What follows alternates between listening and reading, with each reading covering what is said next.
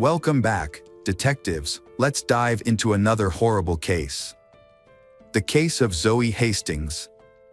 Zoe Hastings was born on November 21, 1996 in Kansas, the oldest of 5 siblings, including 3 sisters and a brother. Zoe helped her parents take care of her younger siblings, willing to cancel any plans if her parents needed help. Her parents were very religious, so the family spent a lot of time at church. At some point, Zoe's family moved to Dallas, where she attended a high school specializing in the arts and creativity. This environment nurtured her passion for painting and encouraged her to participate in school theater productions. Outside of school, Zoe continued to pursue her creativity by working at a local art studio in Dallas. She also worked as a lifeguard at a community pool during the summer months. After graduating from high school, Zoe had the opportunity to attend some of the country's top universities. Instead, she decided to postpone her studies and focus on her church. In October 2015, at the age of 18, Zoe was preparing to go on a church mission trip and was looking forward to it. On Sunday, October 11th, she planned to attend a service where they would discuss the details of the trip. Zoe took the family car, promised her parents she would be home for dinner, and left home around 4:40 p.m. The church was only a few miles away, and her parents expected her to return around 6:30 p.m. However, as time passed and Zoe did not return home for dinner, her family began to worry. This was out of character for her, and they had not been able to reach her via text or phone call. They tried to contact her friends and family members, thinking she might have stopped by to visit, but no one had seen her. As their concern turned to alarm, her parents called the church, hoping to find an explanation for her absence. Instead, they were shocked to learn that Zoe had not attended the service. Her parents grew even more concerned and decided to contact the police. They called 911. But for some reason, the police did not come to their house, so her parents drove to the police station themselves, filed a report, and began searching for their daughter. Despite following the route from their home to the church several times, they found no trace of Zoe. The search continued throughout the night. When morning came, Zoe's mother remembered that her daughter's iPhone had a tracking app that could reveal her location. Using the app, they discovered that Zoe's phone was near a small creek, just a few hundred yards from the church. Her parents immediately went to the location. They were horrified to see a large number of police cars, as well as ambulances and emergency services. When they approached one of the police officers, they explained that they were looking for their daughter, and the officer informed them that there had been a car accident a few hours earlier. Police told her parents that a dog walker called the police after being alerted to the accident by a passerby. The passerby told the dog walker that there was an injured woman near the creek. The dog walker then ran to the scene, found the woman lying in a pool of blood, and called 911. The officer quickly identified the deceased as Zoe Hastings. They immediately realized that she had not died in an accident. It was clear from the first glance that she had been the victim of a murder. Zoe's body was found a few hundred yards from the partially submerged minivan in the creek. A significant amount of blood was found near her body, along with multiple cuts to her neck. Her skirt had been pulled up and her underwear pulled down, suggesting that the killer may have also sexually assaulted her. Zoe's parents attempted to approach their daughter but were stopped by police. After investigating, the police discovered some important evidence. Notably, all the doors of the minivan, except for the driver's side door, were locked. This detail suggests that the perpetrator may have driven or approached Zoe directly at the scene. A bloody knife, believed to be the murder weapon, was found by the police near the creek, near an embankment under the bridge. Zoe's smartphone provided important information that helped the police reconstruct the sequence of events. GPS data showed that she arrived at the creek at 5:01 p.m., just 20 minutes after leaving her home. It appears that she was killed shortly after arriving. In addition, the police also discovered that after leaving her home, Zoe made one stop. She went to a DVD rental service near the local Walgreens to return a movie. While forensic experts were examining the body, police decided to look for potential witnesses who were in or near the store at the same time as Zoe. After interviewing several people, they found two potential witnesses. One was Lester Clark, who worked at a nearby tattoo parlor. He had come into the store around 4:45 p.m. to buy cigarettes and saw a woman near the DVD rental area. He then saw her walk back to the parking lot and try to get into a white pickup truck. A man approached her, stopped her from opening the door, said something, and then the two got into the truck and drove away. When the police showed Lester a photo of Zoe, he said the woman looked similar. Although he found the scene quite tense, he didn't think much of it, as it didn't seem like anything bad had happened. The witness described the man as short, stocky, and African American. However, Lester was too far from the parking lot to notice any other features. Later, as it got dark, he saw the man walking toward the store alone. A second witness, Gary Whitman, a homeless man, reported a similar incident. At approximately 4:45 p.m., he was standing across the parking lot when he saw a woman approaching a white pickup truck. A man suddenly appeared from behind her, blocking her from getting into the vehicle. The man then showed the woman something he had taken from his pocket.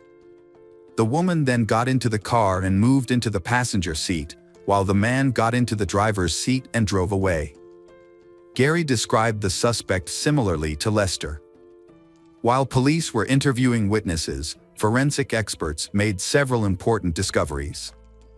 A forensic pathologist examined the victim and found a small amount of male DNA, not enough for a full DNA analysis. This finding supported the theory that the perpetrator had sexually assaulted Zoe before killing her. A separate examination of Zoe's car did not find anyone else's fingerprints on the door or steering wheel.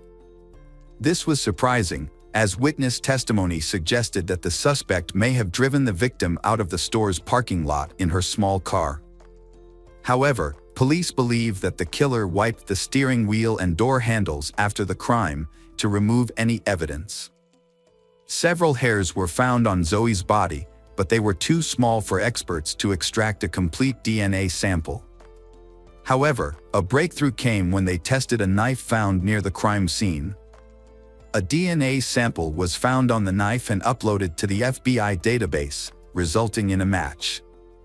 The DNA belonged to Antonio Cochran, 34, a man with a lengthy criminal record that began as a teenager, including arrests for burglary, assault, and home invasion. In 2014, Antonio had a history of being suspected of multiple crimes. One notable case involved his girlfriend's 17-year-old daughter, who accused him of sexual assault. She reported that Antonio offered to drive her, but instead of taking her to her destination, he drove her to a remote wooded area. There, he threatened to kill her if she tried to escape and then attacked her. After his arrest, Antonio claimed that the encounter was consensual. The case went to trial, where the prosecution failed to present enough evidence to prove Antonio's guilt, resulting in a not guilty verdict. Police identified Antonio as the prime suspect after finding his DNA on the knife and arrested him. During questioning, Antonio repeatedly denied any involvement in the murder. To gather further evidence, police compared Antonio's DNA to hair and semen found on Zoe. However, the samples were too small to extract a full DNA profile. Police analyzed Antonio's smartphone and discovered a series of text messages that revealed his unstable mental state on the day of the murder. At 1:48 a.m. the day before Zoe died, Antonio texted a friend who lived with him, saying he was moving out and would never see her again. Later that day, at 2:07 p.m., he texted his ex-girlfriend to say that his stepmother had died. He mentioned that she had died right in front of him and that he was having a hard time coming to terms with the loss. In the following hours, Antonio sent 2 text messages to another woman, saying that he had spent the night drinking, driving around the city and crying. These were his last text messages before Zoe died. That evening, at 9:30 p.m., Antonio texted his friend again, expressing his confusion about what to do with his life and lamenting that things had gotten worse. The next day, Antonio sent another text to his ex-girlfriend, saying that his life was over and that she would soon find out why. A check of Antonio's browser search history showed that he had visited local news websites more than 30 times before his arrest, often checking the crime section. Notably, 5 of these visits were to read articles specifically about Zoe's case.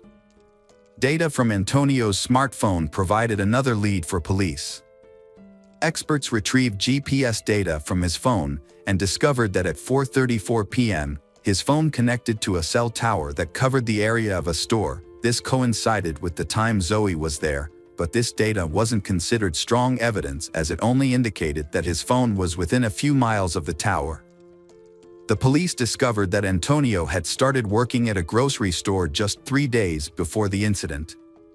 However, he had not shown up for work on Monday, the day after the murder, without providing any explanation. Despite the long list of circumstantial evidence against Antonio, the only strong evidence was his DNA on the handle of the knife. However, such evidence is usually not enough to convict because simply holding the knife does not prove murder. For example, he could have used the knife in other situations and someone else could have used it to commit the crime. But the police could not find any other evidence, so they decided to proceed and take the case to court. The prosecution presented an account of the events that took place that day. According to their account, when Zoe returned to her car in the parking lot, Antonio approached her, pulled out a knife, and threatened her to get in the car. He then took control of the car and drove away.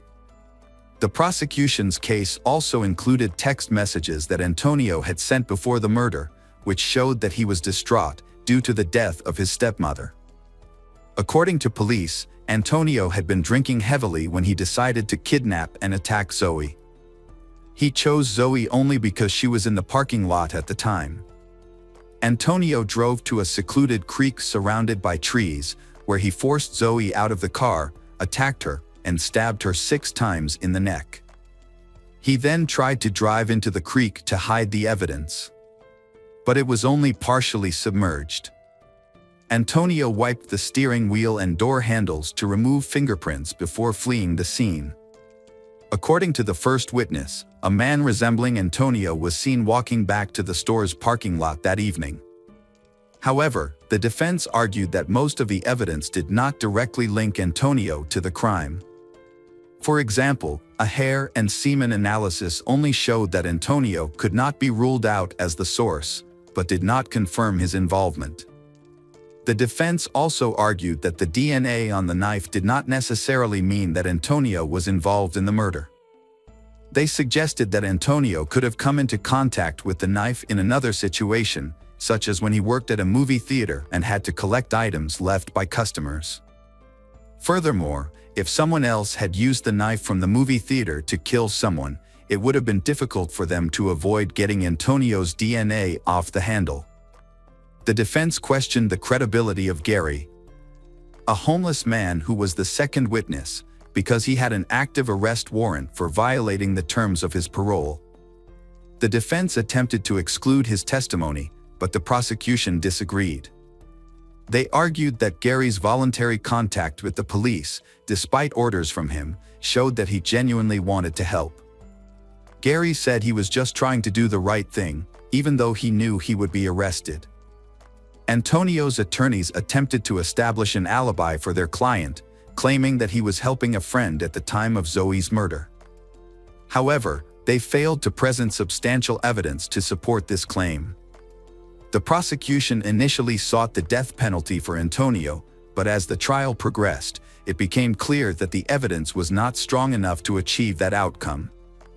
The prosecution subsequently dropped its request for the death penalty. After a lengthy deliberation, the jury returned a guilty verdict and Antonio was sentenced to life in prison with the possibility of parole after 30 years. Zoe's parents expressed their gratitude to the police and those involved in the trial for bringing justice to their daughter's case. Welcome back, mystery lovers. Today's case is going to keep you on the edge of your seat. The case of Jessica Chambers. On December 6, 2014, at 20:09, emergency services responded to a report of a car on fire in a rural area. The first firefighters to arrive discovered a burning car and began extinguishing the flames immediately. The interior of the car was filled with thick black smoke that rose rapidly. As the rescuers poured foam on the car, they accidentally saw a dark figure slowly emerging from the nearby bushes. The figure looked like a young woman. The fire department approached and discovered that it was a young woman. She was severely burned, wearing only her underwear. The extent of her injuries, with burns covering her entire body. Her clothes had been burned, her skin was melting and slowly dripping, and her entire body was bleeding. Her hair had turned into a black ash, and her face was black with soot. Rescuers carefully wrapped the young woman in a blanket as she lay on the ground, waiting for paramedics to arrive. Firefighters were at her side, tending to her. Although she could barely move her lips due to the severity of her injuries, the woman still managed to speak. When asked for her attacker's name, some emergency responders heard the names Derek or Derek. She was airlifted from the small town to a hospital in Memphis. Unfortunately, the young woman's condition became critical. With approximately 93% of her body burned, she died from her injuries just 4 hours after arriving. The victim was identified as Jessica Chambers, a 19-year-old local resident. Jessica grew up in Cortland, where her mother and grandmother lived nearby. Her father and stepmother also lived in the same town but in a different location. She was a petite woman, but Jessica had a strong and determined personality. She experienced a rather complicated living environment. About her family, her father pleaded guilty to manufacturing methamphetamine and was arrested for drunk driving in the early 2000s. In 2006, her 28-year-old neighbor was shot multiple times in her yard. Growing up in such a negative environment, Jessica developed a rebellious personality. She smoked, argued with her parents, had unstable relationships with boyfriends, and had legal troubles. Jessica's behavior became more evident at the age of 17 after the death of her brother Alan in a car accident in 2012. She moved out of her mother's house a few months later because her mother did not approve of Jessica's new boyfriend. Jessica's childhood was very difficult. Her father was in prison for a while, but in 2014, he was released and worked as a mechanic at the local police department. Jessica used to deal illegal drugs and had ties to local gangs. However, Jessica is sweet and funny and is respected and loved by most people. News of a burning car quickly spread throughout her small town. Jessica's father was quickly notified of the car fire. Upon hearing the news, he rushed to inform Jessica's mother of the tragic incident. They rushed to the hospital. Jessica's death shocked the nation, attracting widespread attention.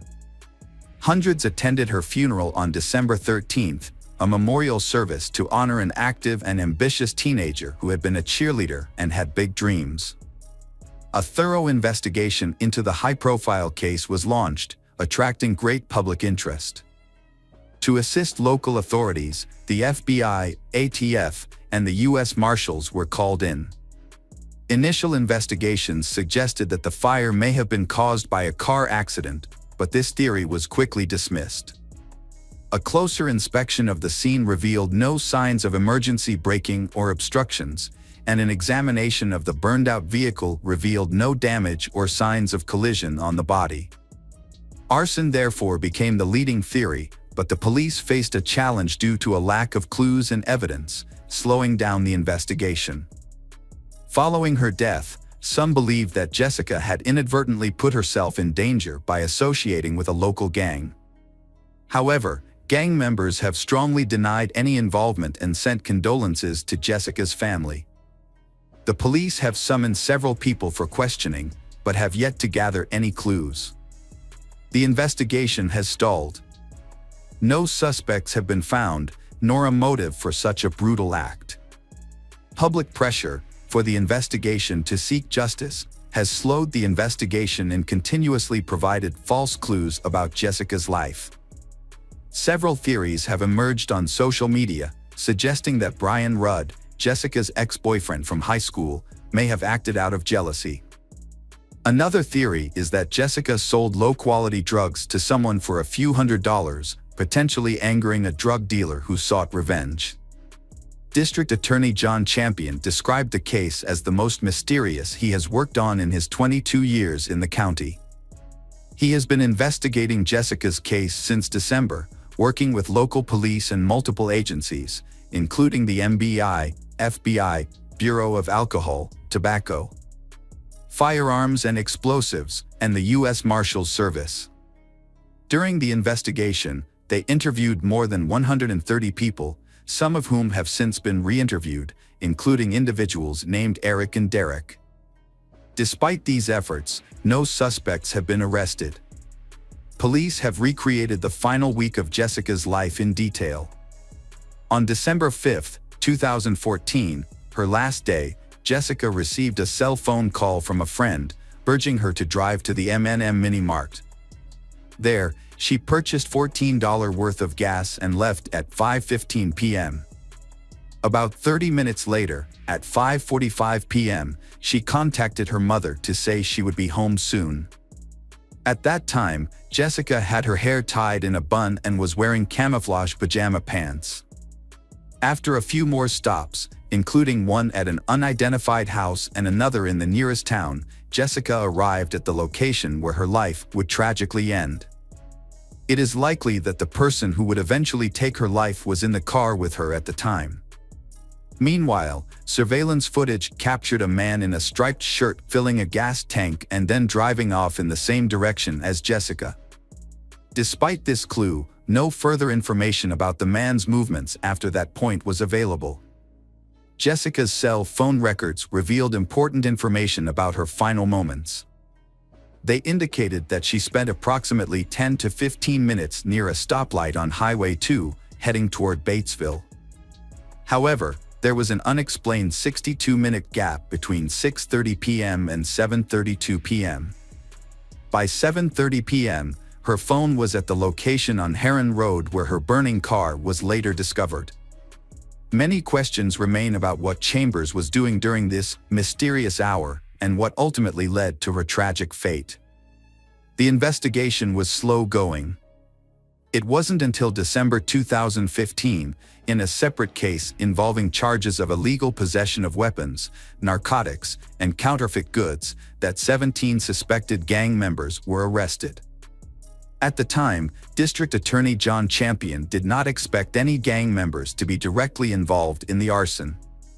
However, during plea negotiations, gang members were given the opportunity to cooperate with the investigation. As a result, they identified Quentin Tellis, a man who had been with victim Jessica about an hour before the fire.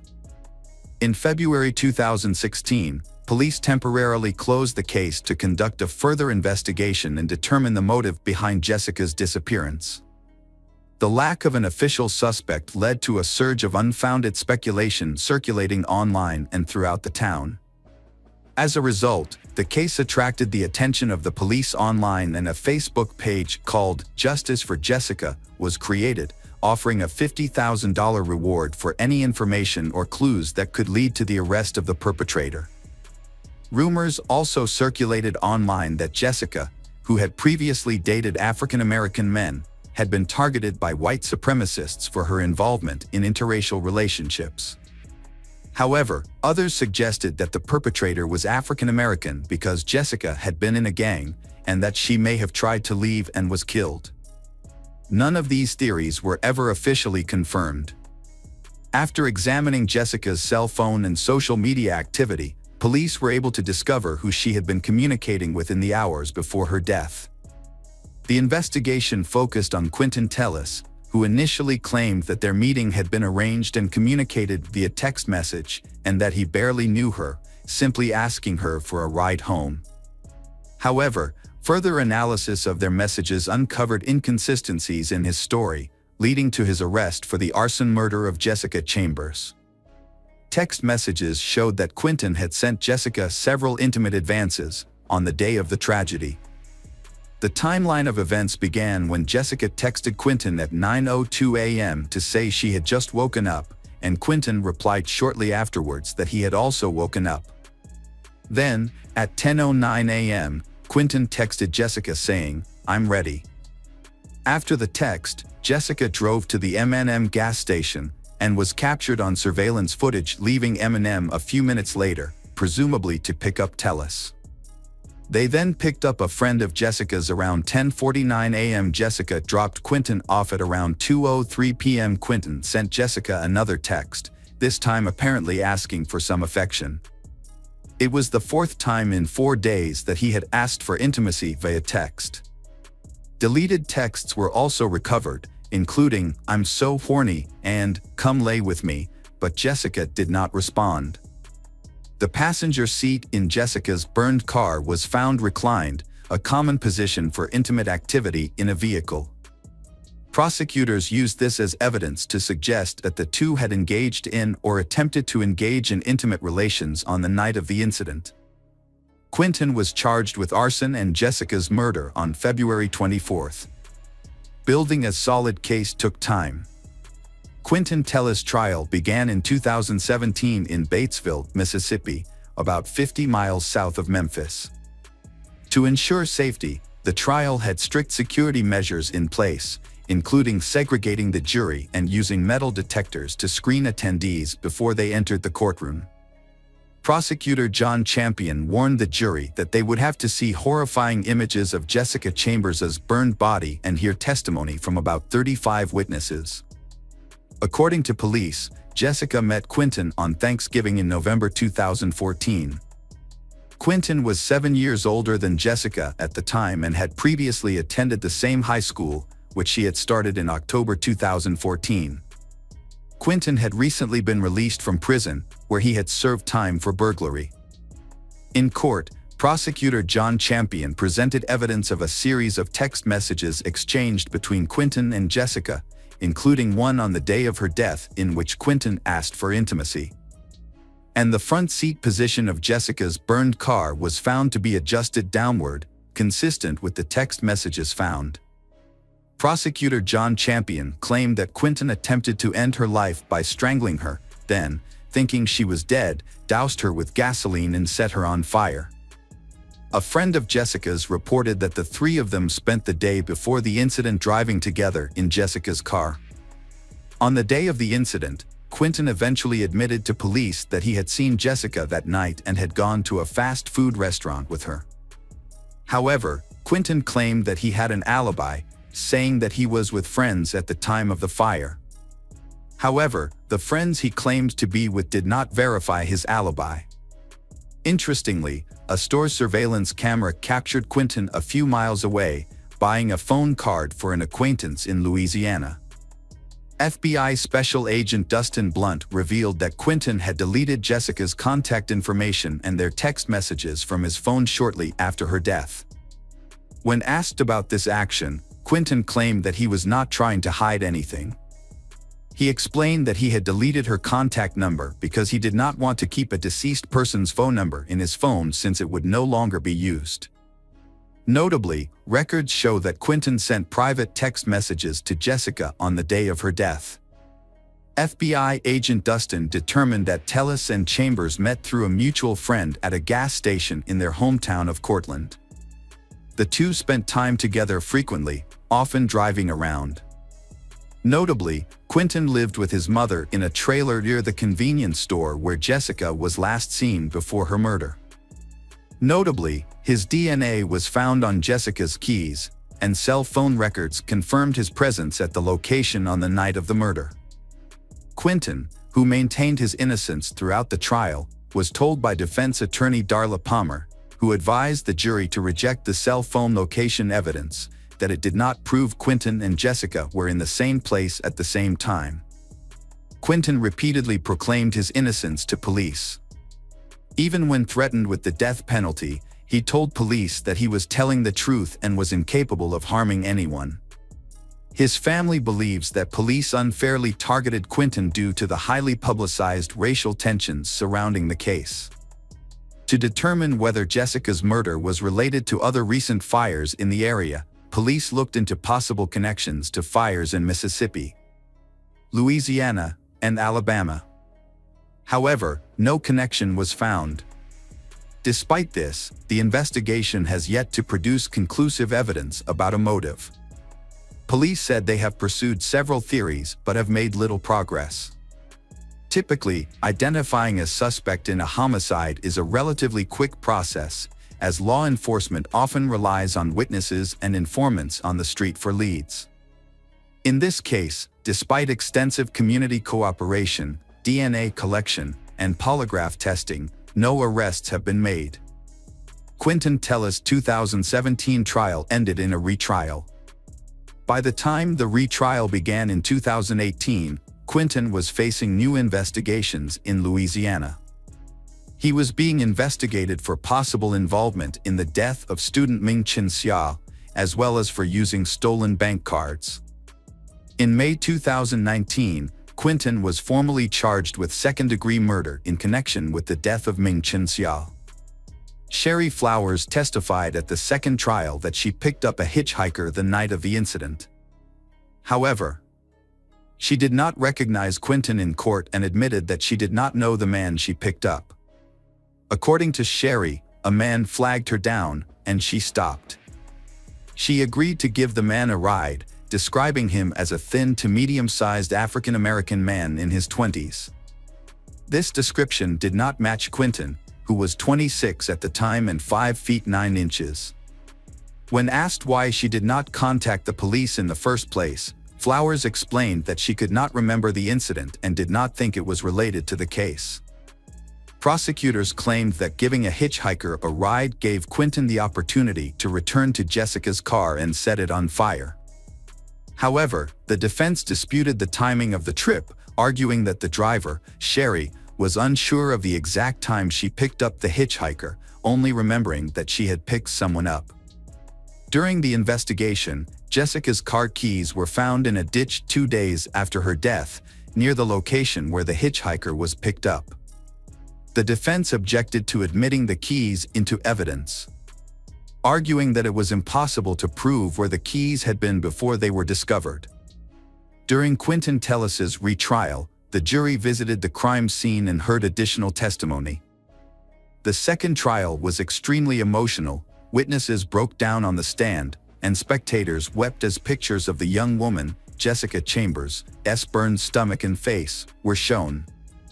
Despite a second trial, the jury was unable to reach a verdict, deadlocked for the second time in 2 years on the question of Quentin Tellis' guilt in the arson of Jessica Chambers and her car. Although the suspect has been tried twice, no verdict has been reached and the case remains officially unsolved. Online police continue to search social media for any clues that may have been overlooked. Jessica Chambers' death initially attracted significant media attention. Over time, as media interest waned, the story attracted the attention of internet police around the world. One aspect of the case that remains widely discussed is what happened to Jessica between the time she left home and her death.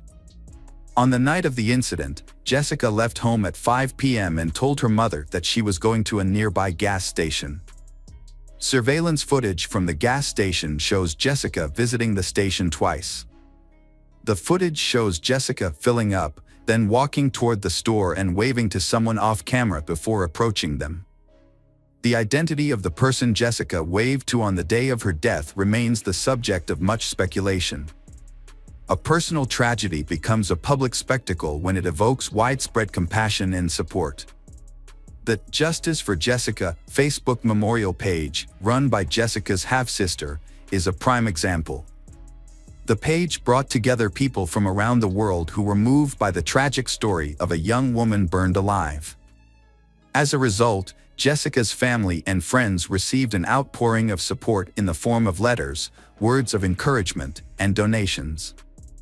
People also donated gifts and books in her name.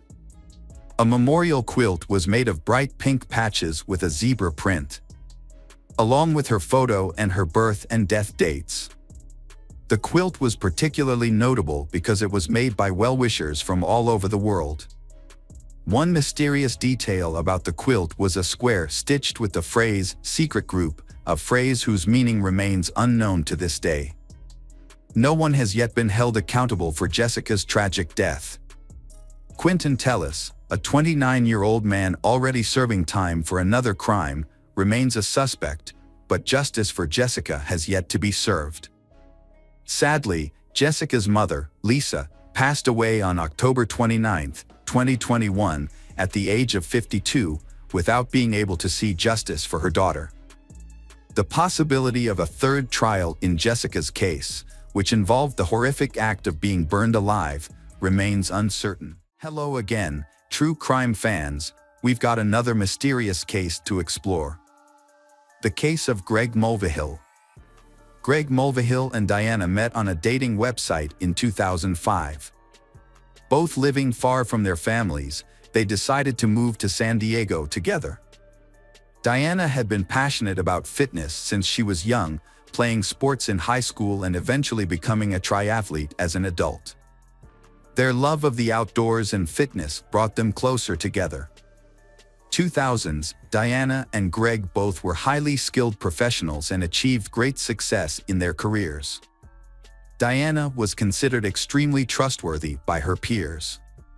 Diana and Greg first met in 2005, and 2 years later, they decided to get married, marking the beginning of their new life together. They chose Costa Rica for their honeymoon, where they had the opportunity to learn to surf. In the early days of their marriage, they made the most of their time together, experiencing many exciting adventures together. After their wedding, Diana and Greg moved to Carlsbad, a suburb north of San Diego. The area has a mix of lagoons, hiking trails, hills, and secluded spots. Diana was immediately drawn to the area. She enjoyed the quiet atmosphere and the beautiful scenery around her. 3 years after their wedding, Diana was diagnosed with fibromyalgia, a chronic condition that affects millions of people worldwide. Fibromyalgia is characterized by pain and tenderness throughout the body. While the exact cause of fibromyalgia is unknown, there are a number of factors that may contribute to the condition. To help her cope with her fibromyalgia, Greg took her on a relaxing vacation to Santa Cruz, California in 2011. Greg was a caring husband who understood the impact fibromyalgia had on Diana's life. The condition caused constant muscle pain, fatigue, and limited her energy, making it difficult for her to maintain a job. Diana's ongoing health struggles eventually led her to give up her career. With more time at home, she longed to become a mother. Diana and Greg tried for years to have children, but Diana suffered multiple miscarriages. The loss of these pregnancies affected Diana, both physically and emotionally. Although Diana did not have children, she had 2 cats, Lanny and Turtle, whom she loved dearly. One day, Turtle became ill and passed away. To help Diana through this, Greg adopted a kitten for her, whom she named Taffy. Greg's gift helped Diana greatly. After years of trying to conceive without success, Diana was shocked to discover that she was pregnant. Greg was overjoyed and eager to become a father. Diana shared the same sentiment, feeling that her dream of becoming a mother was slowly coming true. In September 2012, Diana gave birth to a baby boy. After the baby was born, Greg took time off work to care for his newborn son. He was very happy and cherished every moment with his son. Diana, on the other hand, was worried about her son's health, wanting him to be happy and healthy. Over time, Diana began to suspect that her son might have a condition similar to her fibromyalgia. However, Greg believed that their son was healthy. Despite their differing opinions, Diana remained convinced that their son had the disease. Diana began extensive research and discovered guaifenesin, a drug commonly used to treat chest infections. Some believe that guaifenesin can help relieve the symptoms of fibromyalgia, leading Diana to consider giving her son a high dose of the drug. However, Greg was against giving his son the drug. The disagreements between Diana and Greg over how to care for their son added to the tension and pressure in their marriage. When Greg injured his shoulder and lost his job, tensions escalated. With her income reduced, Diana sought a sales position to supplement the family income. She also tried to generate income through online cooking videos, with Greg helping behind the camera, but the project failed. Diana then made promotional videos featuring cat litter, but these also failed to bring in the desired financial returns. When their son turned 2, the constant arguments and disagreements between Diana and Greg over their son's health issues continued to cause tension. They found themselves unable to find common ground. Diana confided in a coworker about her feelings of frustration and lack of support from Greg, revealing a deep rift between them. In July 2014, police questioned Greg about Diana's allegations of abuse. According to police, Diana filed several police reports regarding Greg's actions. As a result of these accusations, Greg was evicted from the home, while Diana and their son were allowed to stay.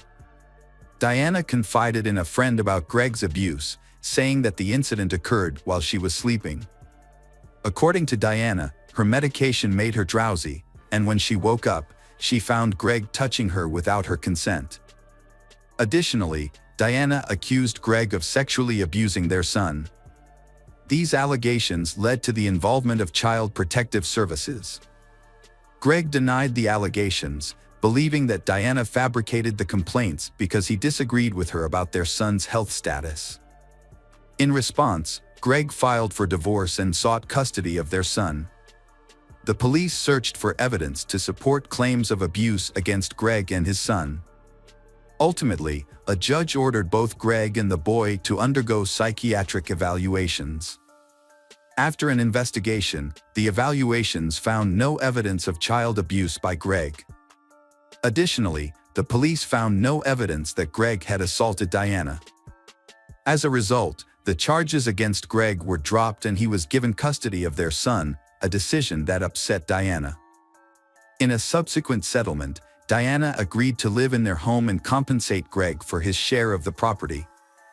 On September 1, 2016, the Carlsbad Police Department received a call from Jason Kovac, a close friend of Greg's. Jason reported that Greg had been shot multiple times and was losing a lot of blood. At the time Jason called 911, a Carlsbad police patrol officer was nearby. When they arrived, the officer found Jason and Greg on the side of the road. Jason explained to the officer that the shooting had occurred about a half-mile away from their current location. The officer quickly realized that waiting for an ambulance would put Greg's life in greater danger. In order to get Greg to the emergency room as soon as possible, the officer placed Greg in the back of his car and took him to the hospital. Meanwhile, just minutes later the officer had surrounded the area and began searching for the shooter. Despite their best efforts, they were unable to locate the shooter. At the hospital, doctors immediately rushed Greg into emergency surgery, where they discovered he had a gunshot wound to the chest. Greg survived the surgery, however. He was placed on life support and was expected to regain consciousness on his own. The police spoke to Jason about the incident. Jason, willing to share what he knew, explained that Greg had called the night of the incident. He told Jason that he had received a call from a private investigator who said to have important information for his upcoming divorce and custody battle with Diana. The anonymous inspector provided a specific time and place to meet. Initially unsure about the phone call, Greg's curiosity eventually won out. Greg then asked Jason to come to the agreed location with him. Concerned for Greg's safety, Jason agreed, and they prepared by bringing flashlights and baseball bats for protection. Greg and Jason arrived at the remote location indicated by the mysterious caller, but the darkness made it difficult to see. There were no street lights, making it extremely dark. The caller informed Greg that the package containing the documents would be attached to a large utility pole.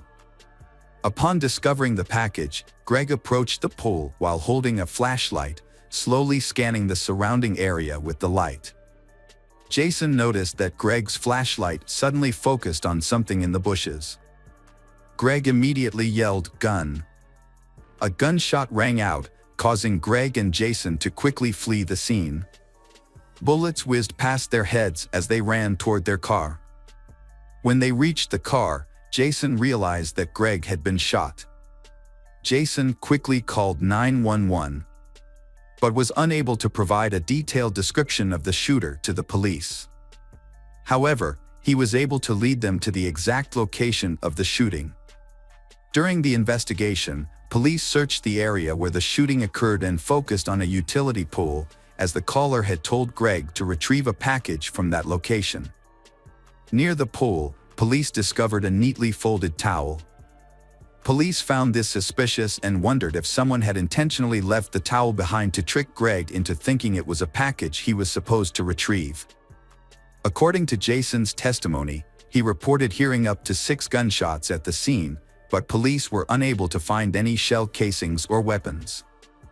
The lack of forensic evidence led investigators to believe that the shooter may have had extensive experience and knowledge of weapons, allowing them to avoid leaving any evidence of the crime. As police searched the area where Greg was shot, they noticed a distinct smell of feces in the air.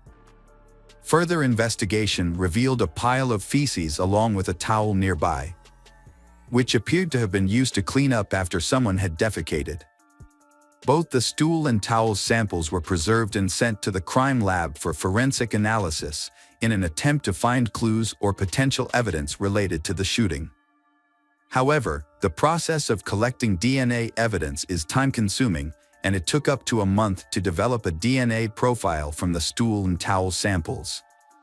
While waiting for the DNA results, the police continued their efforts to find the shooter.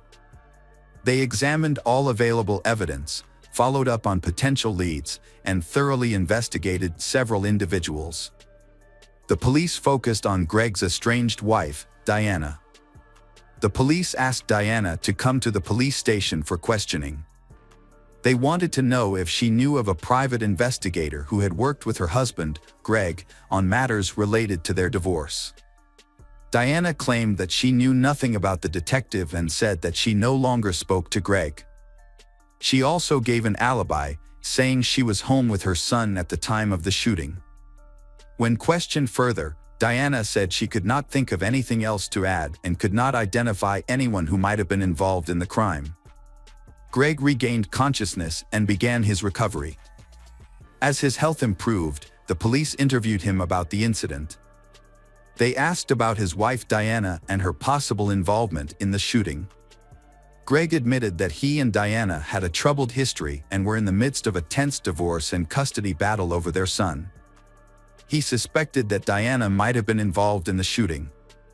Greg also said he had no enemies and did not know who might be behind the shooting. Early in the investigation, the police investigated the phone number that had called Greg. The number was on a pay-as-you-go plan, indicating that it did not belong to anyone. However, the police were successful in obtaining information from the cell phone carrier, which led them to a Best Buy near Carlsbad where the phone was purchased. The police immediately contacted the store manager to request information about the purchase, including the date of the transaction. They also requested any available video footage of the person who purchased the phone. After reviewing hours of video footage, the manager identified relevant footage that corresponded to the time of purchase of the phone. The footage was sent to the police for review. Although the video was grainy, the police were able to identify Diana, Greg's wife, in the footage.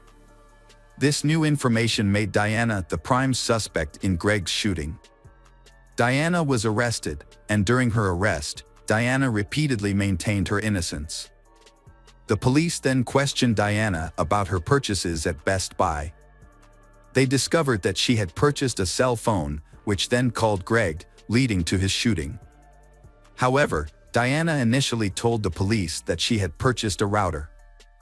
Faced with a surveillance camera image of the person who purchased the cell phone, who looked exactly like her, Diana admitted the truth. Following this revelation, Diana changed her story about her involvement in Greg's shooting. She said that her fear of Greg prompted her to buy a gun, which led her to practice at a local shooting range called Iron Sights. At Iron Sights, Diana claimed she met an instructor named Weldon McDavid, who taught her how to shoot. Weldon was a former Marine with expertise in firearms. Diana reportedly told Weldon about her difficult divorce and custody battle with Greg, which led to a close friendship between Diana and Weldon that eventually turned into love. Diana told police that she and Weldon had devised a plan. To carry out the plan, Weldon told Diana to buy a phone and use it to lure Greg to a remote location. Weldon's job was to intimidate Greg without using force. Diana admitted to driving Weldon to the location and picking him up. However, when she heard police sirens approaching in the distance, she asked about the situation.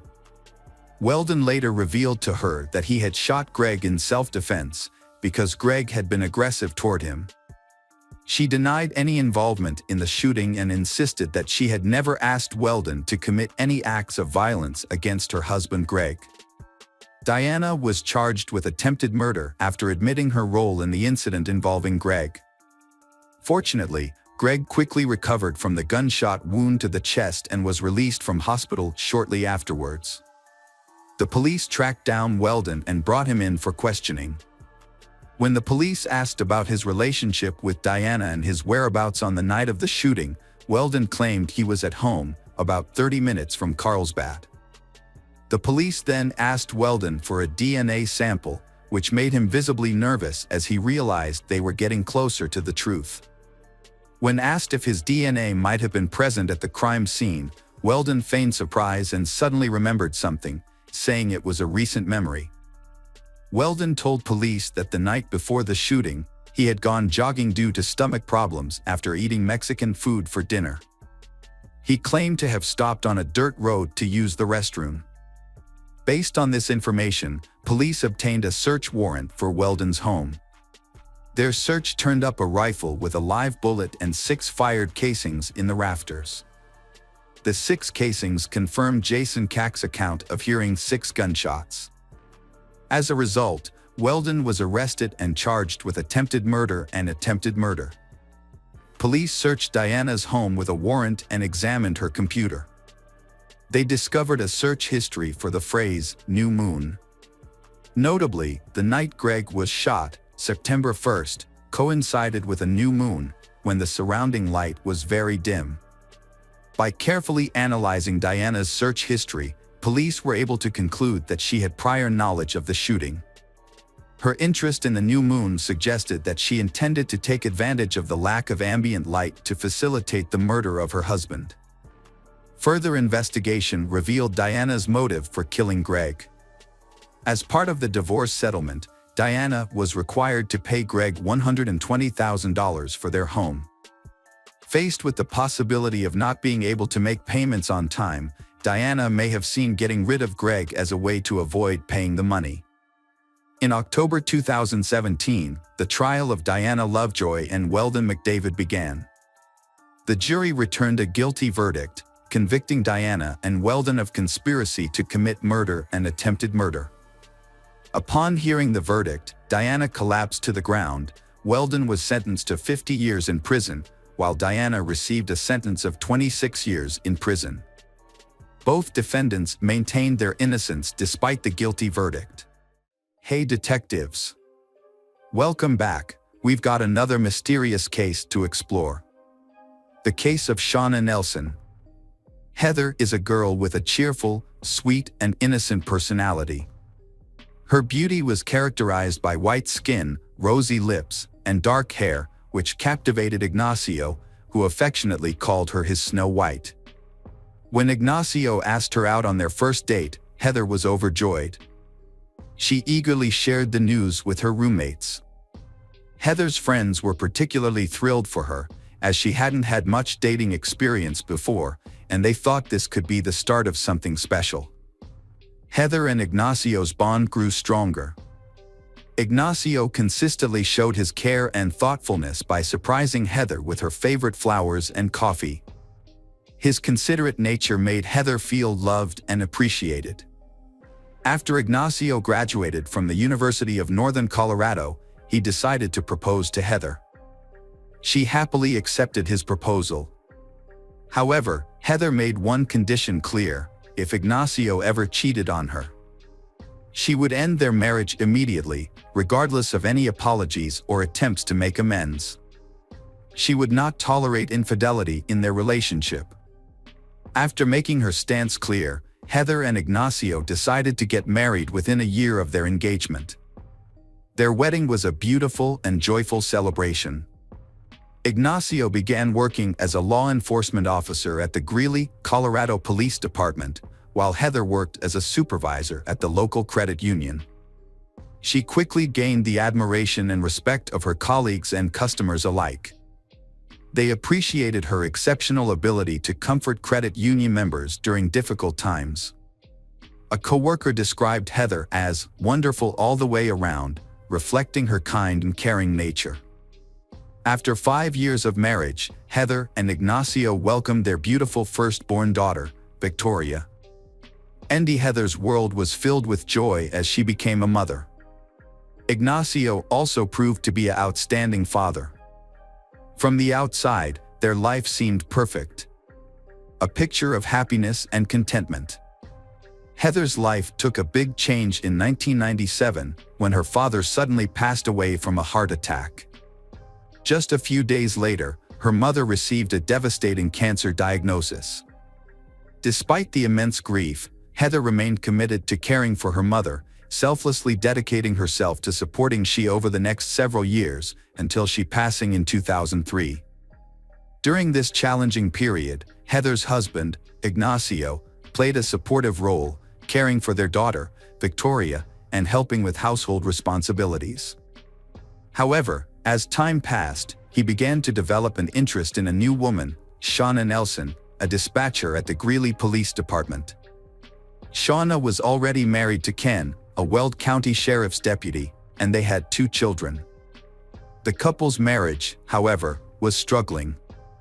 Ken believed their relationship problems began when she returned to work after giving birth to their second child. Initially, the connection between she and Ignacio was friendly. But it soon evolved into a flirtatious exchange of comments and playful banter, marks the beginning of an extramarital affair. Shauna's compliments had a profound effect on Ignacio, captivating him and sparking a deep attraction. As they spent more time together, their initially friendly interactions developed into a deep love affair. Ignacio's feelings for Shauna continued to intensify, transforming from casual flirting to a passionate and intimate bond. Despite being married, they couldn't resist their strong attraction to each other. As Ignacio and Shauna's secret relationship became the subject of local gossip, Heather remained unaware of the affair. No one was willing to inform her, resulting in the relationship between Ignacio and Shauna growing stronger, while Heather remained in the dark. Shauna soon discovered she was pregnant and she shared the news with Ignacio, but his reaction surprised her. Instead of being overjoyed, Ignacio questioned the paternity of the baby, wondering if it was his or her husband Ken's child. Shauna told Ignacio that her husband had a vasectomy after their second child, so Ken cannot be the father of the child she is carrying in her belly. However, Ignacio, knowing that his wife Heather would be furious if she found out about Shauna's pregnancy, Ignacio became anxious. He didn't want the baby, and he desperately looked for a way out. Shauna agreed with Ignacio's plan, and he convinced her to have an abortion. He then drove her to the clinic for the procedure. Years passed, and Heather remained unaware of her husband's affair with Shauna. However, Shauna grew impatient and eventually decided to confront Heather. One day, Shauna and her friend Michelle Moore followed Heather to the grocery store, keeping a safe distance as they observed her. Heather, still unaware of their emergence, talked to a friend on the phone. Shauna eventually approached Heather and started yelling insults and accusations at her. Heather was deeply shaken after a disturbing encounter with Shauna at the grocery store. She recognized Shauna as her husband Ignacio's co-worker from the police department, whom she had met at several work Christmas parties. Heather asked Ignacio why Shauna, who had always been friendly to her, would suddenly lash out with hurtful words. Ignacio explained that Shauna had developed a crush on him, but assured Heather that she had nothing to worry about. Ignacio stepped in to address the issue, telling Shauna to leave Heather alone. He spoke to Shauna directly, but she became angry with him. However, Ignacio's intervention failed to stop Shauna's harassment, as she continued to bother Heather. Shauna once arrived unexpectedly at Heather and Ignacio's home, demanding to see Ignacio. Heather attempts to brush off the suspicion of an improper relationship between her husband and Shauna, his co-worker, but she can't shake the feeling that something is wrong. Unbeknownst to Heather, Shauna had confided in a colleague at the county dispatch center about her affair with Ignacio.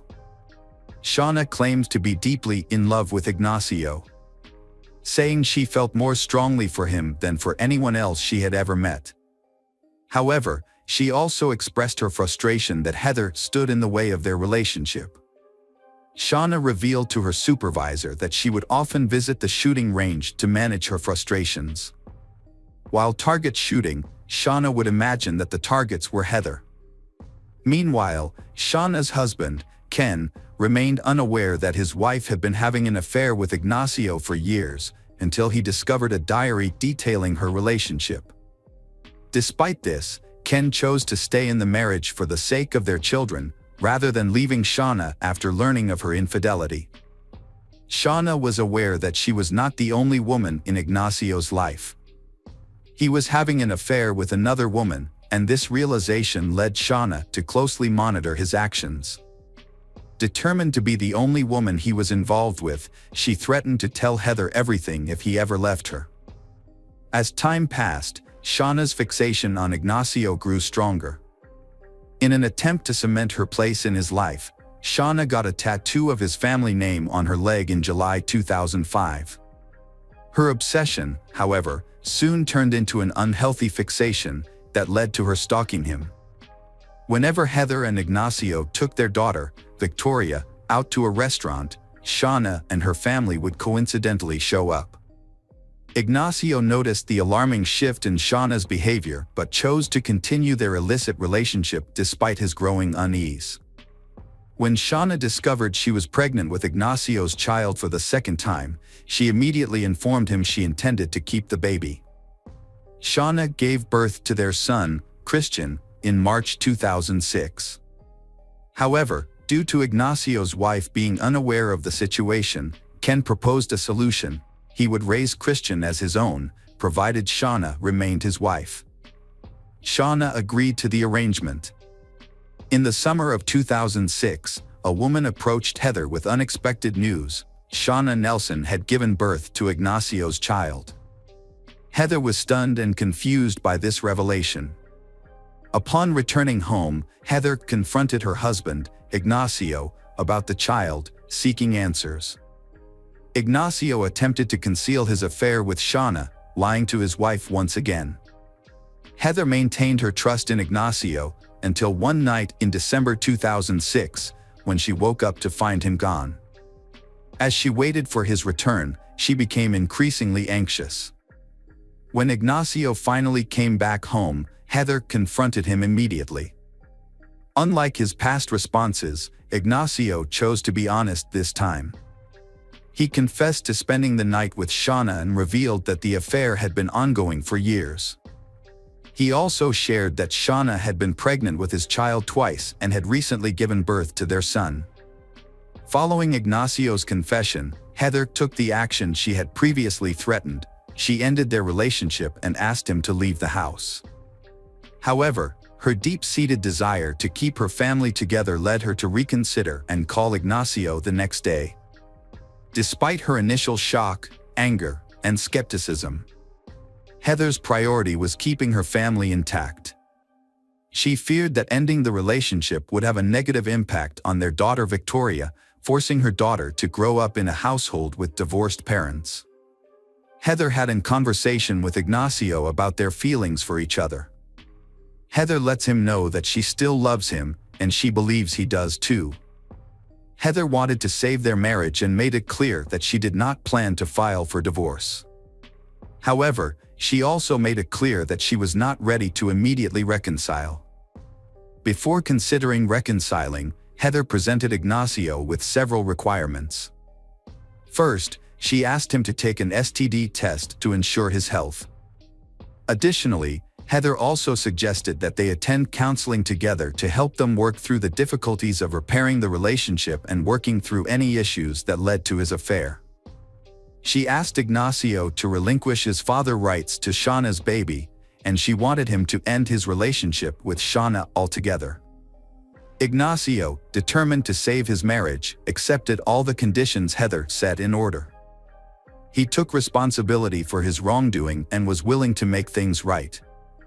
As part of the agreement, Ignacio called Shauna and ended their affair. Heather was present and listened to the entire conversation. Shortly after Ignacio hung up the phone, Heather received a text message on her cell phone. The message included a photo of Shauna and Ignacio's son, Christian, with the caption, "IGS Flesh and Blood," beneath it. Shauna was furious about the sudden end to her relationship with Ignacio, who chose to stay with Heather instead. Feeling betrayed and abandoned, her anger intensified. In response, Shauna began publicly talking about suing Ignacio for Christian's financial support in early 2007. Ignacio and Heather were working to repair their marriage after his infidelity. Despite their challenges, the couple was determined to move forward. However, Ignacio's former mistress, Shauna, continued to harass Heather, making reconciliation difficult. Shauna's behavior became more and more aggressive, prompting Ignacio and Heather to take action. To protect Heather's car from potential damage by Shauna, they started parking it in the garage. They also sought help from a lawyer, who sent Shauna a formal notice requiring her to stay away from Ignacio, Heather, and their daughter, Victoria.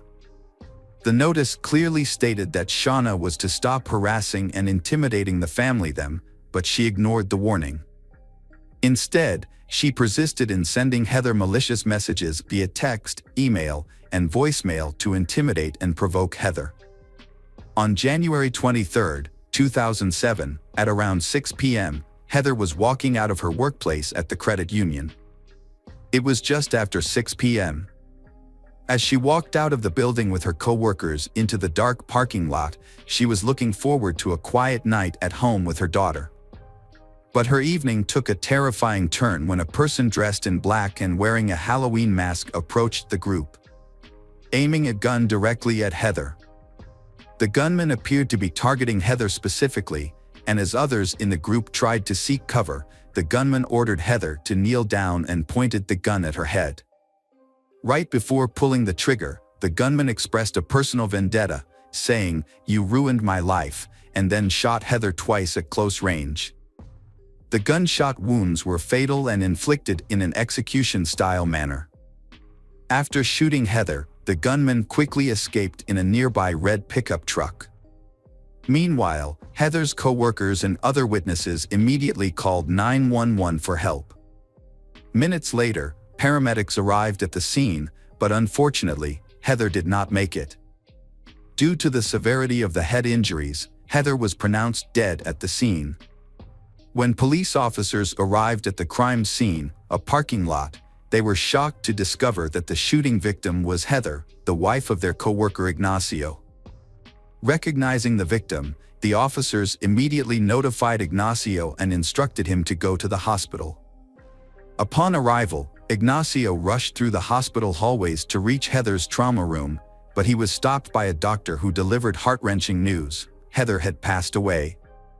The news was devastating for Ignacio, and he was now faced with the difficult task of informing their 9-year-old daughter, Victoria, about her mother's passing. As the investigation continued, witnesses at the crime scene shared their accounts of the events. One witness reported seeing the shooter suddenly appear and then flee in a red pickup truck, while another suggested that the shooter might have been a woman, based on their running style. Shauna Nelson has become the prime suspect in the investigation, linked to Heather's harassment. It was also mentioned that Shauna may have had a motive for the shooting, because she had an affair with Ignacio. The police officers at the crime scene were already familiar with Shauna and her husband, Ken, a police officer. What drew their attention was the fact that Ken owned a car similar to the one used by the shooter.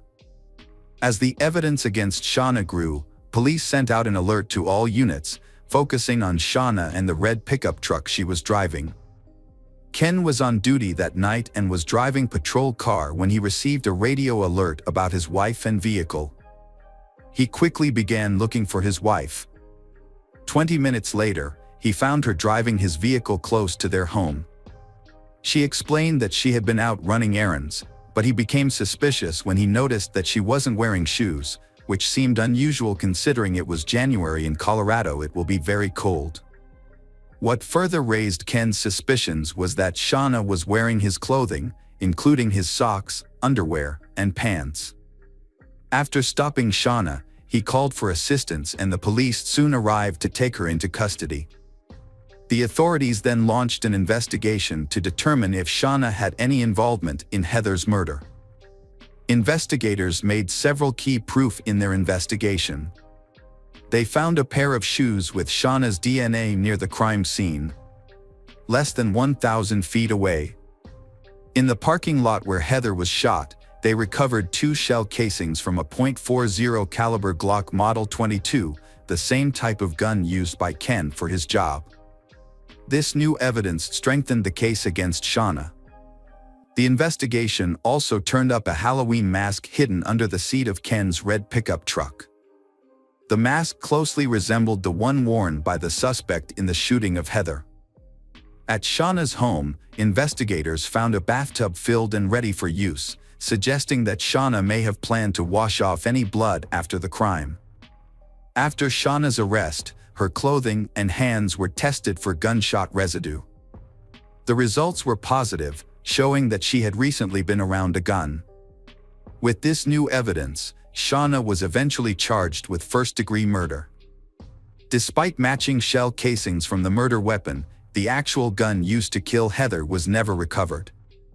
The reason for this was partly due to the actions of Ken, who stopped Shauna after the murder but failed to detain her. As a result, Ken was charged with destruction of evidence and abetting first-degree murder. During her police interrogation, Shauna provided an alibi for her whereabouts at the time of the murder. She explained that she had put on some of her husband's dirty clothes from the laundry basket, which is why she was wearing them. Shauna claimed she went to the store, realized she forgot her wallet, and then drove back home. However, when questioned about Heather's murder, Shauna denied any involvement or knowledge of the crime. Ignacio was also questioned by the police but was eventually cleared of suspicion in February 2008. Shauna's trial for the murder of Heather began, with Shauna pleading not guilty to the charges. The prosecution argued that Shauna's fixation with Ignacio, a married police officer, was the primary motivation behind her murder of Heather, and that this was not Shauna's first affair with a married officer. The state negotiated a deal with Michelle Moore, a key witness and Shauna's former best friend. Michelle often accompanied Shauna when she would intimidate and harass Heather. In exchange for a reduced sentence, Michelle agreed to testify against Shauna. During her testimony, Michelle made it clear how much Shauna disliked Heather and even confessed that she helped plan the murder. In contrast, Shauna took the stand in her own defense, strongly denying all allegations against her. Shauna specifically denied having conversations about her fantasies of killing Heather or picturing Heather in her mind during target practice with others. She also claimed to have had no involvement in the killing itself, stating she was on her way to a liquor store at the time of the shooting. As part of her defense, Shauna proposed an alternative explanation for Heather's murder. She suggested that Michelle might have killed Heather to make her happy. However, when Michelle was questioned further, she dismissed Shauna's claims. The prosecution alleged that Shauna dressed in her husband's clothes during the shooting to frame him for the crime. The state claimed that by killing Heather, Shauna and Ignacio would be able to start a new life together. After 5 hours of deliberation, the jury found Shauna guilty of first-degree murder. The judge addressed Shauna, stating that she deserved the sentence she received.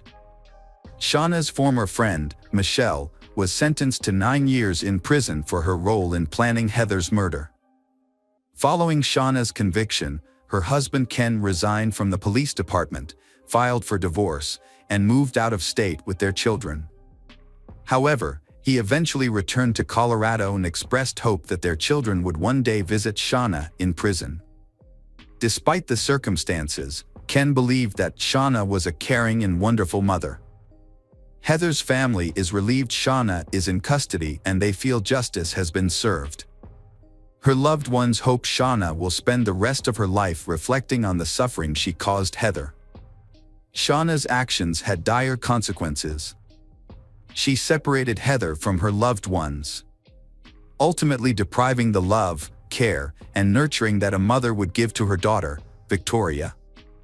Unfortunately, when Victoria, 17 years old, she died in a car accident in 2015. Her vehicle crashed into a tree after she lost control, resulting in her untimely death. Hey detectives!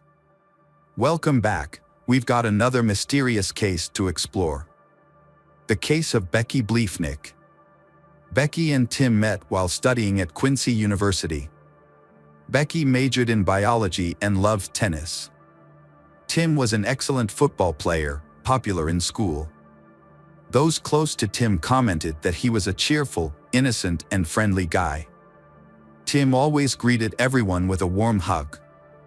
With an enthusiastic and friendly personality, Tim was very loved by his friends. On the other hand, Becky's friends described her as a cheerful person, capable of making the surrounding atmosphere bright and positive just by her presence. With her positive energy and bright smile, Becky easily made a good impression on everyone around her. Both Becky and Tim were attractive people, and they seemed to complement each other perfectly. The combination of attractive appearance and compatible personalities made them an ideal couple in the eyes of everyone. 2 years after graduating from Quincy University, Becky and Tim decided to get married and start a new phase in their lives. Being a practical couple, they prioritized saving money over spending. Instead of buying an engagement ring and planning a lavish honeymoon, they decided to use their savings to put a down payment on their first home. Becky had dreamed of becoming a doctor, but ultimately did not pursue this career. Although she loved medicine, Becky felt a stronger calling to motherhood. She longed to experience the joy and happiness of motherhood. This dream came true when she and her husband Tim had 3 sons. Becky loved spending quality time with her children and watching them grow up. As her children grew older, Becky decided to pursue her own dreams. She chose to go back to school to get her nursing degree. On the other hand, Tim has always been a performer, from his time in community theater in Quincy to creating comedic videos on social media. He has the ability to captivate audiences with his humor and charisma. In 2008, Tim decided to challenge himself by entering the competition American Gladiators. Although he did not make it to the final round, he tried his best and made it to the final audition round of the show. In September 2019, Tim took a new opportunity to attract attention and showcase his talent. The production team of the popular TV show Family Feud invited Tim and his family to participate. However, Becky could not join him because she was attending nursing school. Determined to make the most of the opportunity to participate in the show, Tim gathered his family, including his parents and brothers.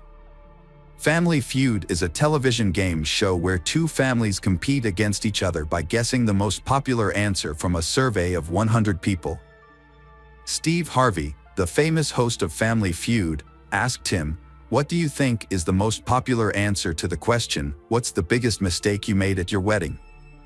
Tim, known for his sense of humor, surprised Steve Harvey in the audience with his clever answer. He said, "Honey, I love you, but said I do." This statement was shocking and made the whole studio laugh. Although this answer was not expected, it still won second place on the leaderboard, earning Tim and his family many points. The Bleefnick family competed on Family Feud for 3 episodes, winning a total of $20,000. The prize money was divided equally among the family members.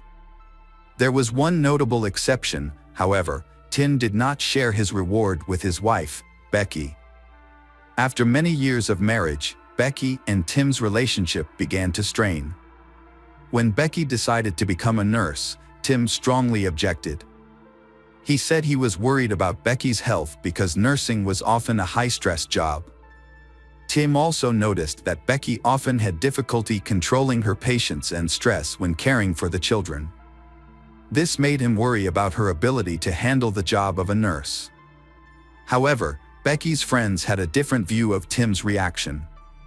They believed that Tim did not want Becky to be independent and free to pursue her own interests. Over time, they noticed that Becky was no longer as happy in the marriage as she had been before. Things were going well for the first 5 years, but then Tim began to act more controlling and manipulative towards Becky. Becky's friends noticed that while Becky was putting a lot of effort into her studies and nursing work, Tim was not contributing his fair share to the household chores.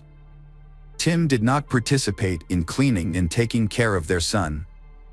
Instead, he left Becky to shoulder all the household chores after her long, tiring shifts at the hospital. Becky noticed that their marriage was struggling and wanted to work on this with Tim. She suggested that the two of them go to marriage counseling, hoping that this would help them improve the situation and mend their relationship. However, Tim refused this proposal, leaving Becky feeling disappointed. Although Becky tried her best to save their marriage, Tim had other intentions. In January 2012, after 11 years of marriage, Tim suddenly filed for divorce from Becky. This decision shocked Becky, as she had shown determination and effort to maintain the relationship. However, Tim's intentions were clear. He moved out of the house and into a new place on the other side of town. Tim explained that the main reason for his decision to divorce was due to the change in Becky's personality after she became a nurse. He found that her new career had significantly affected her behavior, causing a negative impact on their marriage. The divorce process was stressful. Tim and Becky could not find common ground and their relationship more deteriorated. During the divorce proceedings, Tim and Becky fought over a number of issues, including child custody, property division, and alimony. The situation became so tense that Tim filed for a protective order against Becky. He accused her of stalking and harassing him. Tim cited one specific incident. During in parent-teacher, Becky became aggressive and argued with him. As evidence, Tim provided a cell phone video of Becky banging on his car door outside the school after the conference. Becky, however, had a different view of the situation. She believed that Tim was the one who was harassing her. Becky texted her friends to share her concerns. In the messages, she described multiple instances of Tim's violent behavior, including yelling at her, pushing her in front of the children, and throwing things around the house. Becky sent a text message to a friend, expressing her deep concern about Tim's mental health. She noticed that Tim was becoming more hostile and unpredictable. Recently, a co-worker of Becky's was murdered by her partner, which made her even more fearful for her safety. Becky began to suspect that Tim might harm her, similar to what had happened to her co-worker. As a result, Becky sent a text message to her sister, saying that if anything happened to her, Tim would be the one to pay the most attention. Becky was worried that Tim would use force to gain custody of their child. This message made Becky's sister very worried about her sister's safety. She understood that Becky's fears were justified and that Becky needed immediate help. Out of concern for Becky's safety, her sister convinced her to seek help from the Domestic Violence Support Center. After some consideration, Becky decided to file for a protective order against Tim. After reviewing both Tim and Becky's requests for protective orders, the judge decided not to grant either of them. Instead, the judge ordered them to stay away from each other's homes, except to exchange custody of their children. On February 22, Becky and Tim's 3 sons, ages 12, 10, and 5, stayed overnight at Tim's house. Tim's house is about a mile from where Becky lives. The divorce proceedings between Becky and Tim are expected to be finalized within the next week. The next day, Tim called Becky's father. He explained that he had been unable to reach Becky and that she had not picked up her sons from school as usual. Becky's father, knowing that his daughter was devoted to her children, realized that something serious must have happened that had left Becky unable to perform her duties as a mother. Concerned about Becky's health, her father drove to her house immediately. When he arrived, he entered the house and walked through the rooms, calling Becky's name. Receiving no response, he went upstairs and entered his daughter's bedroom. Inside, he witnessed a horrifying scene: Becky lying motionless in a pool of blood, her body covered in gunshot wounds. Investigators arrived at Becky's house after her father discovered her body in the bathroom. Becky's body was lying on her back, covered in blood and showing no signs of life. Investigators began their investigation by thoroughly inspecting the exterior of the home. After a thorough search, they determined that the suspect had entered the home by forcing open an upstairs window in a child's bedroom. This discovery revealed that the suspect had used a porch chair to gain easy access to the home and onto the roof. Investigators followed the trail they believed the suspect had taken. They headed toward Becky's bedroom, where the door appeared to have been kicked in or forcefully broken. The damage to the bedroom door indicated that the suspect had entered the room, most likely to look for Becky. Evidence indicated that Becky attempted to hide in the bathroom, but the suspect followed and caught up with her.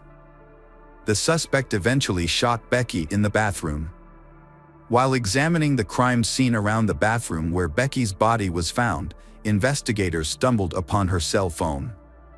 When investigators examined Becky's phone, they found a call to 91126 at 1:11 a.m. This discovery helped them develop a theory about what happened that night. They believe that while being chased by the suspect in her home, Becky tried to call 911 for help, but in a panic, she mistakenly dialed 91126. Before Becky could call 911 again, investigators believe that the suspect grabbed the phone from her. The mistaken call occurred at 1:11 a.m., so they think Becky may have been murdered around that time. However, when police investigated Becky's neighborhood, no one remembered hearing any strange noises at that time. This raised suspicions for investigators. Since Becky had multiple gunshot wounds, it was unlikely that no one heard anything. When investigators thoroughly searched Becky's home, they quickly determined that the murder was not a burglary, as nothing was missing. However, the perpetrator left behind a number of important pieces of evidence. Most notably, a partial shoe print was found near the entrance. This shoe print could help identify the make and model of the suspect's shoes, as well as provide information about the size and shape of their feet.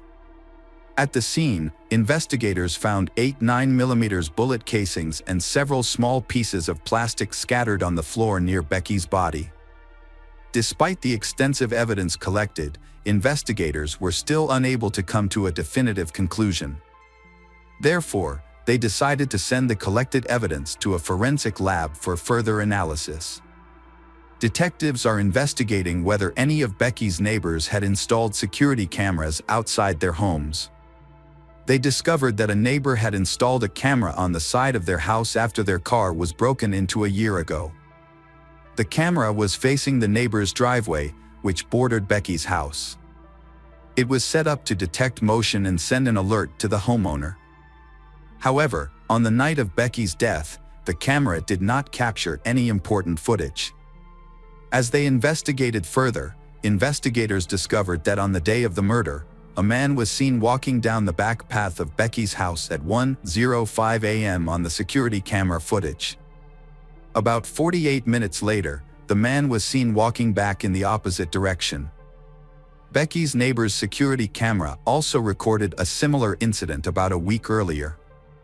On February 14th, footage from the neighbor's security camera showed Becky seeing a dark figure lurking around her house.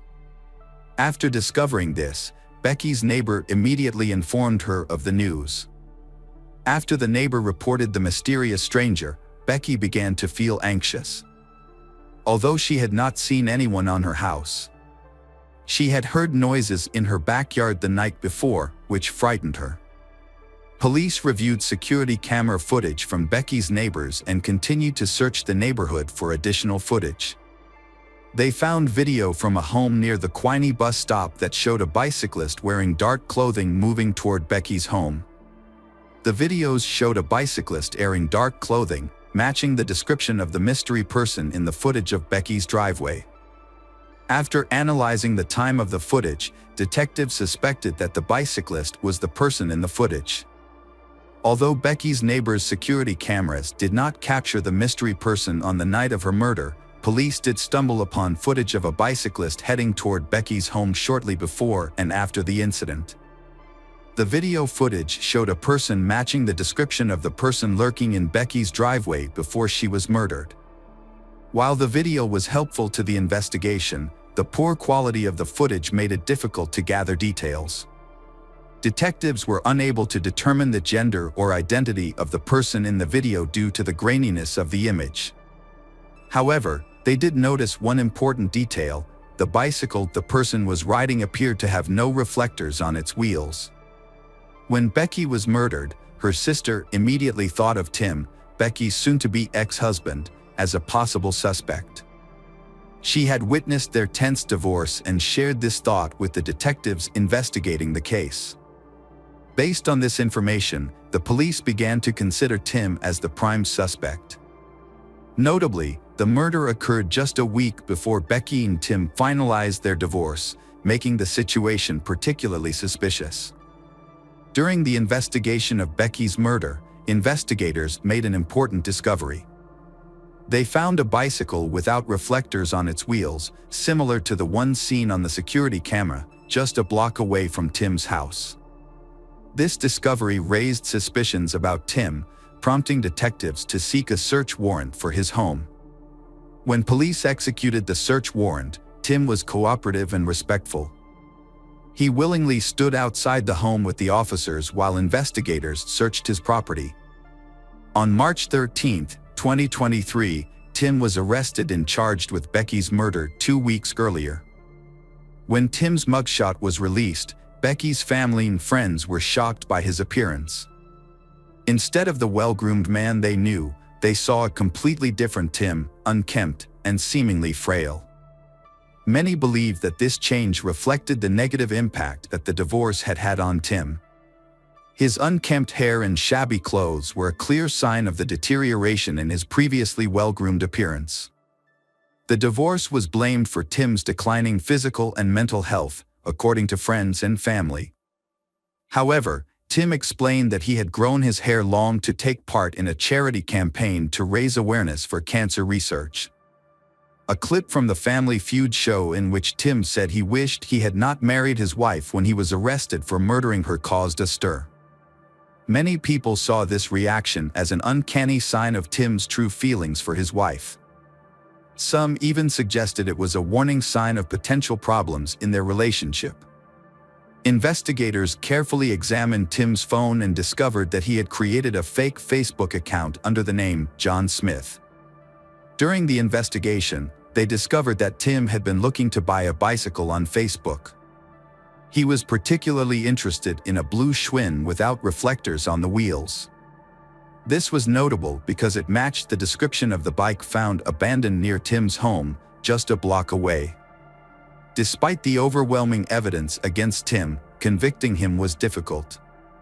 Tim was held without bail and ordered a speedy trial, requiring the prosecution to bring the case to trial within 90 days of his arrest. However, the prosecution faced a major challenge in convincing a jury of Tim's guilt due to the lack of two key elements that are often considered decisive in criminal cases: a confession and DNA evidence. Without these two elements, proving Tim's guilt beyond a reasonable doubt became very difficult. In prosecuting Tim for his wife's murder, the prosecution faced a major challenge. 3 months after Becky was murdered in their home, Tim appeared in court on May 23, 2023. During the trial, the state presented evidence that investigators had collected at the scene. A key piece of evidence was the plastic debris found around Becky's body. The prosecution claimed that it was from an Aldi grocery bag. They also told the jury that several similar bags were found during a subsequent search of Tim's home. The prosecution alleged that Tim used the Aldi plastic bag as a silencer when he shot his ex-wife multiple times in order to muffle the sound of the gunfire and avoid detection. They claimed that Tim left DNA on the bags. An expert who testified said it was highly likely that the DNA found on the bags belonged to Tim. Prosecutors presented evidence to the jury about a crowbar found in Tim's basement that they believed could have been used to pry open a window at the victim's home on the night of her murder. However, an expert testified that although there were some slight similarities between the marks on the window and the crowbar, she could not say for certain that the crowbar was used in the crime. The prosecution presented several new pieces of evidence to bolster its case. They presented searches that Tim had conducted on his phone, including how to open a door with a crowbar, how to make a silencer for a homemade pistol, how to clean gunpowder off his hands, and the average response time for Quincy police. An expert was called to testify that she had compared the shell casings found at the crime scene to the shell casings found in Tim's home. She determined that 27 of the shell casings from Tim's home were fired from the same 9mm weapon used in the murder. When investigators searched Tim's home, they did not find Becky's 9mm gun. Tim claimed that he had not seen the gun for months before Becky was killed. During the trial, the defense did not call any witnesses. After a 6-day trial, the jury deliberated for 4 hours before finding Tim guilty. Ultimately, Tim was sentenced to life in prison without parole. Although Tim maintained his innocence and planned to appeal, Becky's family believed the sentence was deserved. Becky's sister spoke to Tim about the consequences of his actions on his sons, emphasizing that his choices had caused them pain. Even though Becky is gone, her sister promises to keep her memory alive in the hearts of her 3 sons. Hello again, true crime fans, we've got another mysterious case to explore. The case of Cody Johnson. Cody Johnson was born on April 8, 1989, in San Jose, California. He grew up with his mother, Cher Johnson, with whom he had a very close relationship. In 2002, they moved to Kalispell, in northwestern Montana, a small resort town located in the Flathead Valley, between the lake of the same name and Glacier National Park. Cody spent much of his childhood exploring the natural beauty, taking long road trips with friends, and developing a passion for cars. According to friends and family, Cody was down-to-earth, approachable, charismatic, and altruistic. He was always willing to help people when he knew them well. Cody turned his childhood passion for cars into a thriving business. He first started modifying and upgrading cars for racing as a teenager, and later expanded it into a commercial car business. Today, Cody is a custom commercial car builder. He also worked at Nomad Communications with his uncle and a few friends who were also passionate about cars. Cody's life was almost perfect, except for someone to share it with. Cody was looking for a life partner. He had talked to friends about his desire to marry a church girl, and on Halloween 2011, he met Jordan, the woman who would change his life. Jordan Lynn Graham, born in August 1991, has lived in Kalispell with her family since she was a child. She grew up in a religious family and attended First Baptist Church, where she babysat and worked with families. Her life was rooted in faith, and her friends were all churchgoers.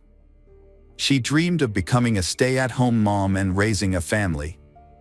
Jordan and Cody met on Halloween 2011 and immediately hit it off. Although initially shy, Jordan gradually opened up and started talking to Cody. She shared with him her dream of having a family and her love of nature and the outdoors. Jordan was very interested in Cody, but she was only 20 at the time and not ready for a serious relationship. They dated a few times, but remained friends. Things changed when Cody decided to pursue Jordan more seriously. He joined her church, First Baptist, and began attending her group. Soon, their casual relationship turned into something more, at least for one of them. They started dating officially in November 2011, and Cody was completely smitten with her. He admired her and wanted to be with her 24/7. According to Sher Johnson, after just a few weeks of dating, Cody was certain he wanted to marry Jordan. Even when Jordan told him she wanted to stay a virgin until marriage, he didn't change his mind. However, people close to them noticed that Jordan seemed less infatuated with Cody than before.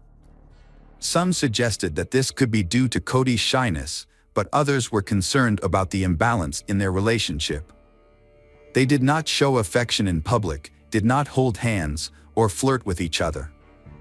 Jordan's friends were surprised when she accepted Cody's proposal in December 2012, after a year of dating.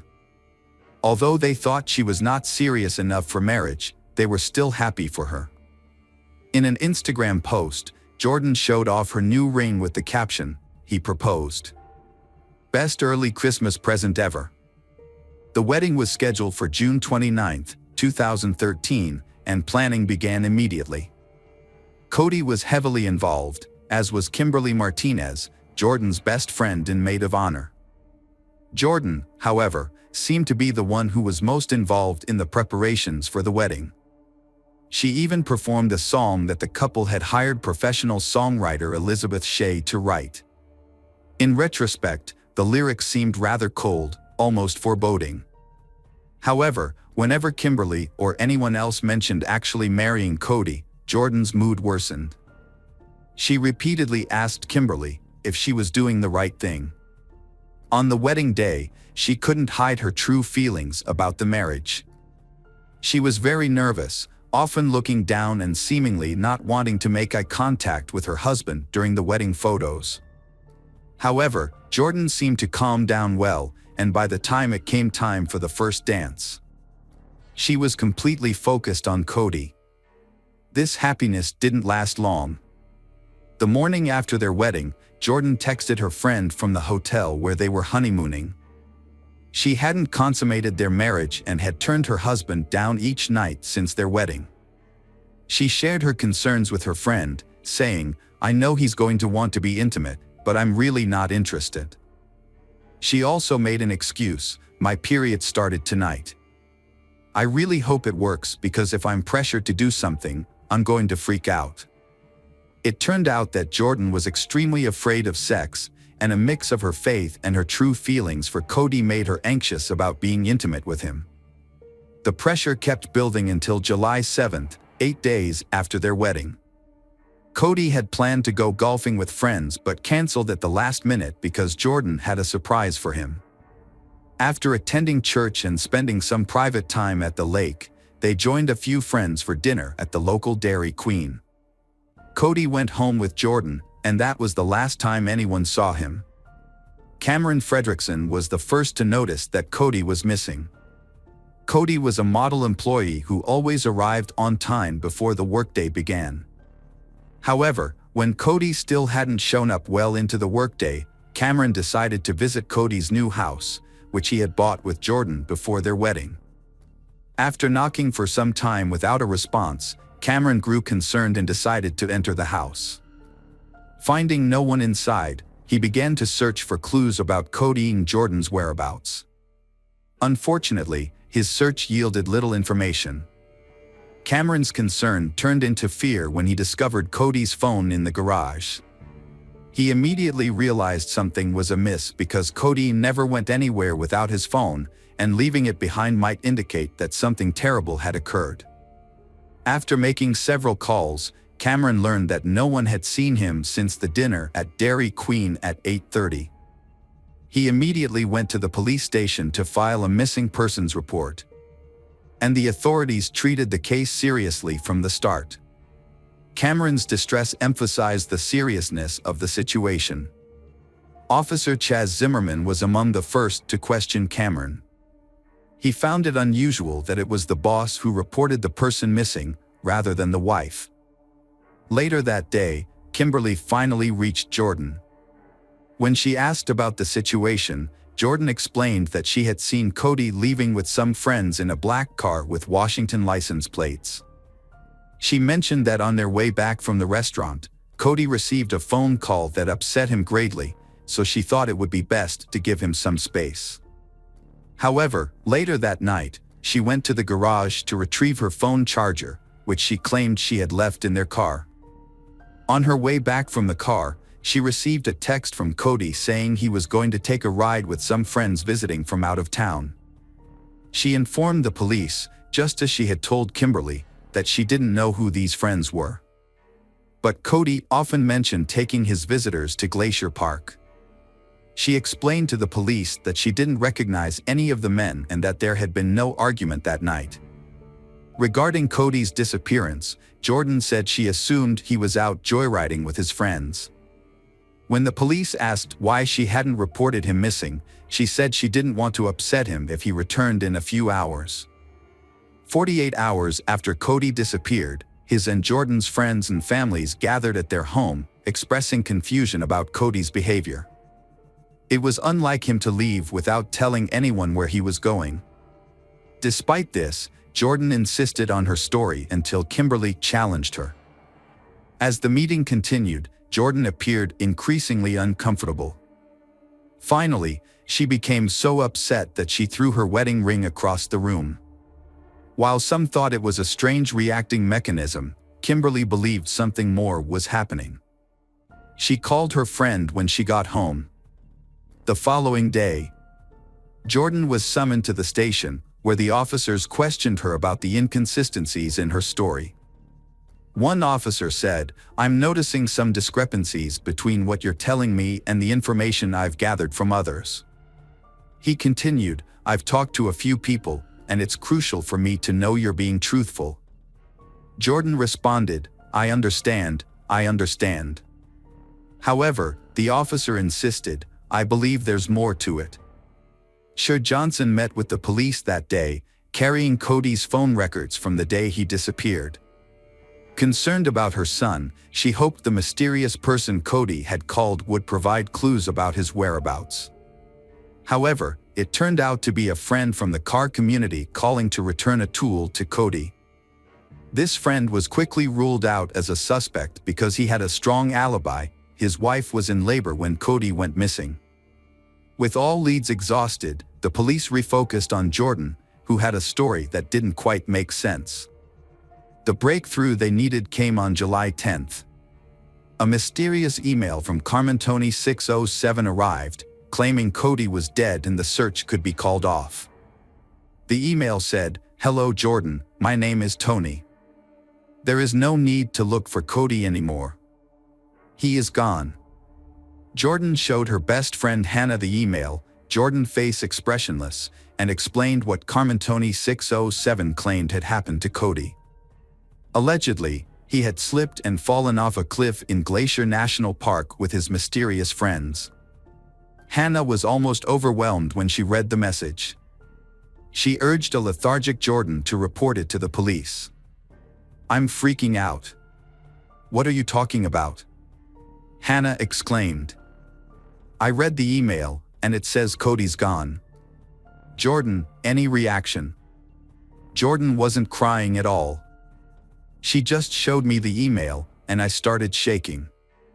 I insisted she go to the police, and eventually, she did. But I was hurrying her, urging her to go instead of just standing there looking at me." Instead of settling the police investigation, the email only increased their paranoia. It seemed suspiciously convenient that an anonymous email would provide the information they desperately needed and suggest ending the search. Detective Corey Clark was most disturbed not by the details of the message but by Jordan's lack of emotion. She seemed unaffected by a message that essentially confirmed her husband's death. After reading the email, for looking for Cody, Jordan decided to visit Glacier National Park. She led a car with her foster brother Michael and her close friend Hannah to the Sun Road, a 30 stretch of narrow winding path leading up to a treacherous mountain overlook. Throughout the trip, Hannah noted that Jordan seemed unusually cheerful. On the way, Jordan waved her hand out the window. They didn't find anything on the first day, but on the second day, Jordan unexpectedly discovered Cody's body. Among all the cliffs and roads, Jordan guided them to this specific one, insisting on her intuition despite many recommendations from Michael and Hannah. At the summit, they parked and began hiking the loop trail. This trail was notably steep and ascended to a 200-foot cliff that provided a view of a deep ravine.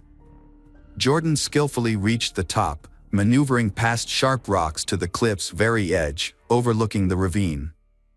As she looked down, she tossed a rock and remarked, "I think he's down there." It took a particularly brave FBI agent tying himself to a tree and leaning over the edge, and the aid of several emergency services and a helicopter to confirm and extract the body at the bottom of the ravine. The body belonged to Cody Johnson, a newlywed car enthusiast, businessman, and pillar of the community. The question now was how Cody ended up there, and what did his wife, Jordan, and the mysterious Carmen Tony 607 have to do with it? Who were the mysterious out-of-town friends that were with Cody when he fell? These were the questions that hounded the Kalispell Police Department for days to come. According to the coroner's report, Cody's head and arms were the most severely damaged from the fall. Cody's family and friends were devastated by his death, while Hannah noticed that Jordan seemed relieved.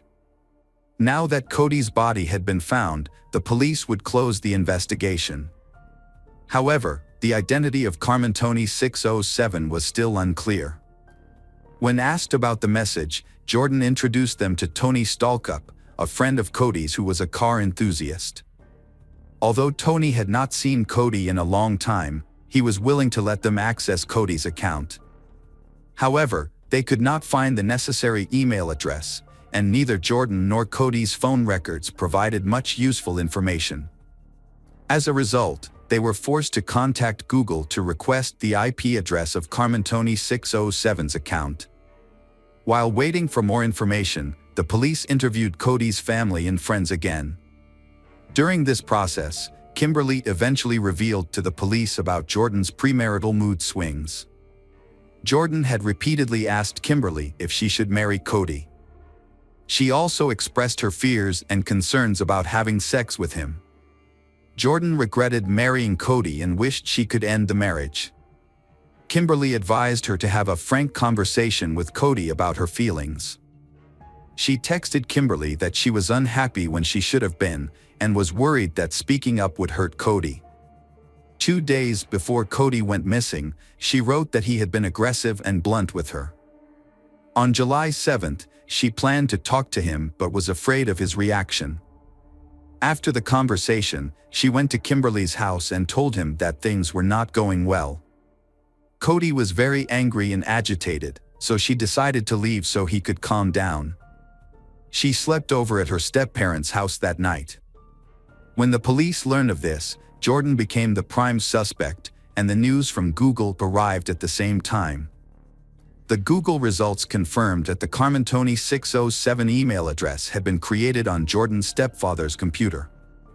A brief interview with Jordan's family members identified Jordan as the email's creator, but this was not enough to convict her. However, Cody and Jordan's cell phone records helped the police gather evidence. Cell towers indicated that they had been in Glacier National Park the night Cody went missing. Furthermore, surveillance cameras had also captured the couple entering Glacier National Park at 9:17 p.m., contradicting Jordan's claim that she was not with her husband that night. Now only Jordan knows the answer. When the police called Jordan in to present evidence, she broke down. She finally told the detective her testimony of what had happened. She said she confessed her feelings about the marriage to Cody, and they had a big fight. As a result, the two decided to travel to Glacier National Park and headed for the loop. She explained that she pushed Cody and he fell. She said she felt pressured and angry. Her story ended without a clear confession, but hinted at the blindfold incident. Jordan claimed that Cody's death was accidental and that she had not planned the attack. When asked about the plan, she replied that she had no intention of killing Cody. However, she admitted that in a situation full of strong emotions and anxiety, she took the action of pushing Cody off the cliff without any prior planning. Specifically, Jordan said that Cody turned his back to her, facing the cliff, and she approached him, using both hands to push him off the cliff. Jordan also admitted to creating a private account and sending messages. In an unexpected turn of events, Jordan was allowed to leave the police station without being charged. However, the police later arrested her at Cody's funeral on July 22. There was a rumor that Jordan killed Cody because she wanted to end her marriage. It was assumed that she did not want to back out because she did not want to lose face for herself and her family. If Cody died, she wouldn't have to go through the divorce process. Jordan's behavior at Cody's funeral raised further suspicions, and many began to wonder if Jordan really loved Cody.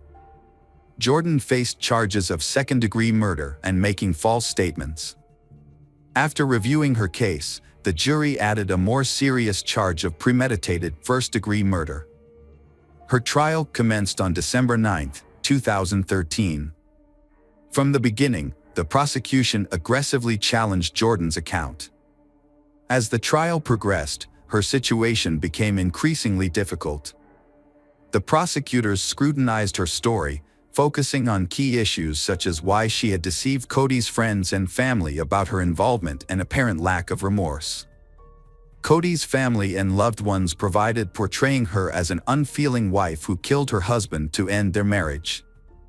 Although her defense team claimed self-defense, the argument was not convincing. Instead, Jordan chose to accept a plea deal. Under the agreement, she pleaded guilty to second-degree murder in exchange for the prosecution dismissing the first-degree murder charge. As a result, she received a 30-year prison sentence with no possibility of parole. Before her sentencing, Jordan tried to take back her guilty plea after learning the prosecution would pursue a more serious charge of premeditated first-degree murder, which could result in a 50-year sentence. U.S. District Judge Donald Malloy then had to decide whether to accept her original plea or grant her a new trial. On December 13, 2013, Jordan Graham received a 30-year, 5-month prison sentence and a $16,917 fine. She will not be eligible for release until she is over 52 years old. Hello friends, welcome to our channel. Today we're going to take a look at another horrible case with you. The case of Jared Bridegon. Jared Bridegon was born in 1989 in Florida, to a modest family. He was the second of 2 sons, and he was very close to his older brother, Adam. His family was heavily involved with the Church of Jesus Christ of Saints. As Jared entered his teenage years, he met a girl named Mallory Bowden through the church. The two began a date relationship, with she considering Jared her first true love. However, their religious community discouraged living together before marriage, which caused Jared and Mallory to eventually separate. This occurred after Jared graduated from a high school in Florida in 2007. Then, he decided to pursue further education in another state. Jared moved to Utah for college, where he would meet his future first wife at a friend's birthday party. In 2009, Jared, then 20 years old, met Shauna Gardner, 22 years old, from a wealthy family. Shauna was a member of the Church of Jesus Christ of Latter-day Saints. She was born in 1987 to parents Sterling and Shelley Gardner, who co-founded Stampin' Up!, a major company that produces and sells craft items. By 2010, the family business, based in Salt Lake City, generated an annual revenue of $100 million. She has a sister named Sarah, who holds a managerial position in the family business. Growing up in a wealthy family, Shauna enjoyed luxury and a life of leisure. She didn't work as a chef, despite being trained in that profession. People described her as enthusiastic but also a bit indecisive. Initially, Jared wasn't overly interested in her.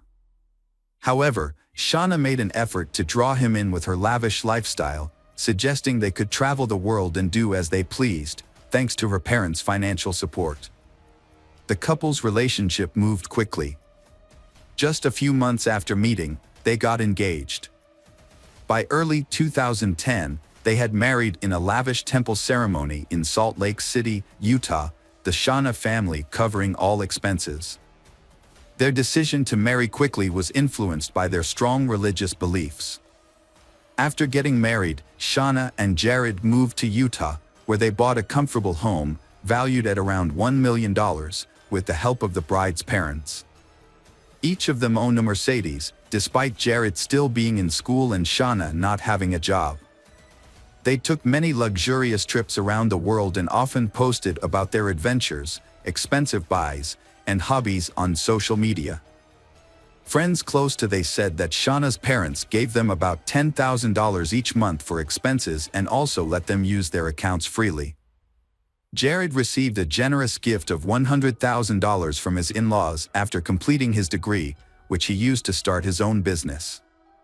The following year, 2013, they welcomed a set of twins, a daughter named Abigail and a son named Liam. Initially, the family resided in Connecticut, but they soon relocated after Liam was diagnosed with a heart condition and lung issues. The move was recommended by doctors, who advised that a coastal location would be beneficial for Liam's health. The Jared family consequently settled in Florida, purchasing a comfortable two-story home near the coastline in Ponte Vedra Beach, south of Jacksonville.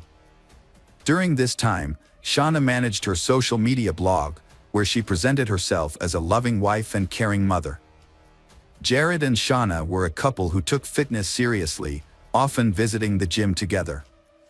Noticing his wife's dedication, Jared decided to surprise her by hiring a personal trainer. However, soon after they relocated, the couple faced significant marital issues.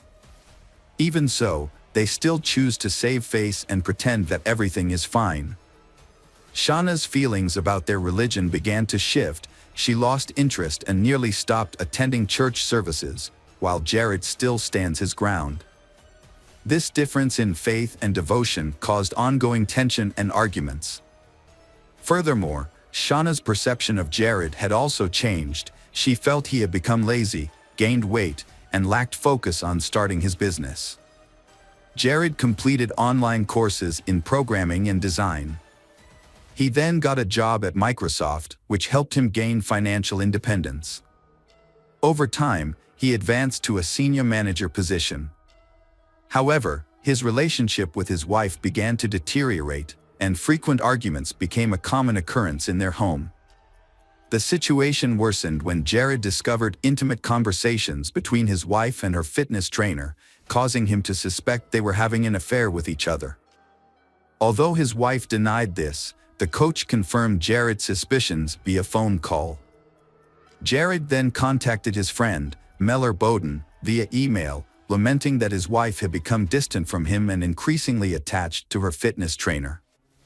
Despite this, he expressed his desire to forgive her and work through their issues for the sake of their children.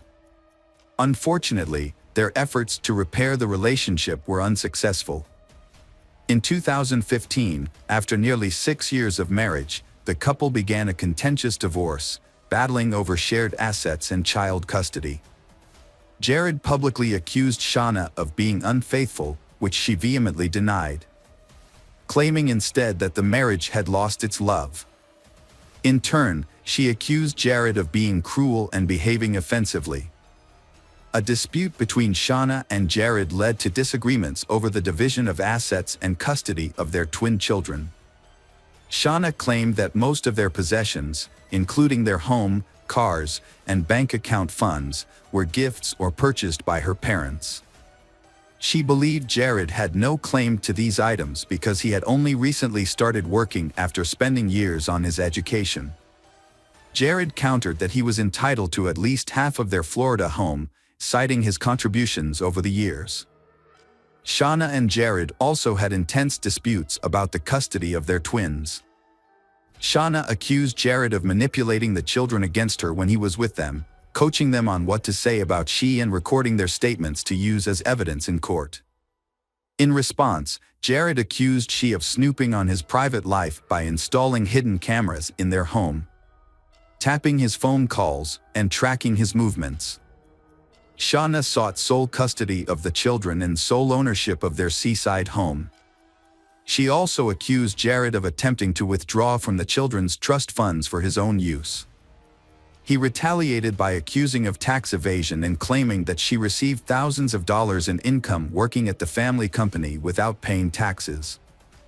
By the end of 2015, the court had awarded Jared and Shauna joint custody of their children, but this decision did not bring an end to their disputes. Despite their divorce being finalized, they continued to engage in lengthy court battles for nearly 7 more years, leading to a tragic outcome. During this time, both Jared and Shauna had new families and having more children. Jared met Christina, a fellow Microsoft employee from North Carolina, in 2016. At first, they were just friends, but eventually developed into a dating relationship. A few months later, Christina relocated to Florida to be with Jared. In the fall of 2017, Jared and Christina got married. In February 2019, they had a daughter named Bexley. They then had a son named London in August 2021. Around the same time, Shauna also married again in 2018 to a man named Mario Fernandez who owned a real estate business. Mario was a year her junior. In 2018, Shauna and Mario had a son named Michael. They later moved into the house where Shauna used to live with her ex-husband, Jared. Jared and Shauna's ongoing conflict continued despite both having started new families. They still filed lawsuits against each other, making new demands. One major point of contention was Jared's insistence that if Shauna was not present, her new husband Mario should not be allowed to be with their twins, Abigail and Liam. Simultaneously, he also seeking greater involvement for his new wife Christina in raising Abigail and Liam. On the other hand, Shauna alleged that Jared was trying to humiliate her by not allowing her to use the larger, safer family vehicle to transport the children. Their last court meeting, which took place 4 months before Jared's death, was exceptionally tense. Both parties leveled new accusations, and their property rights continued to be a point of dispute.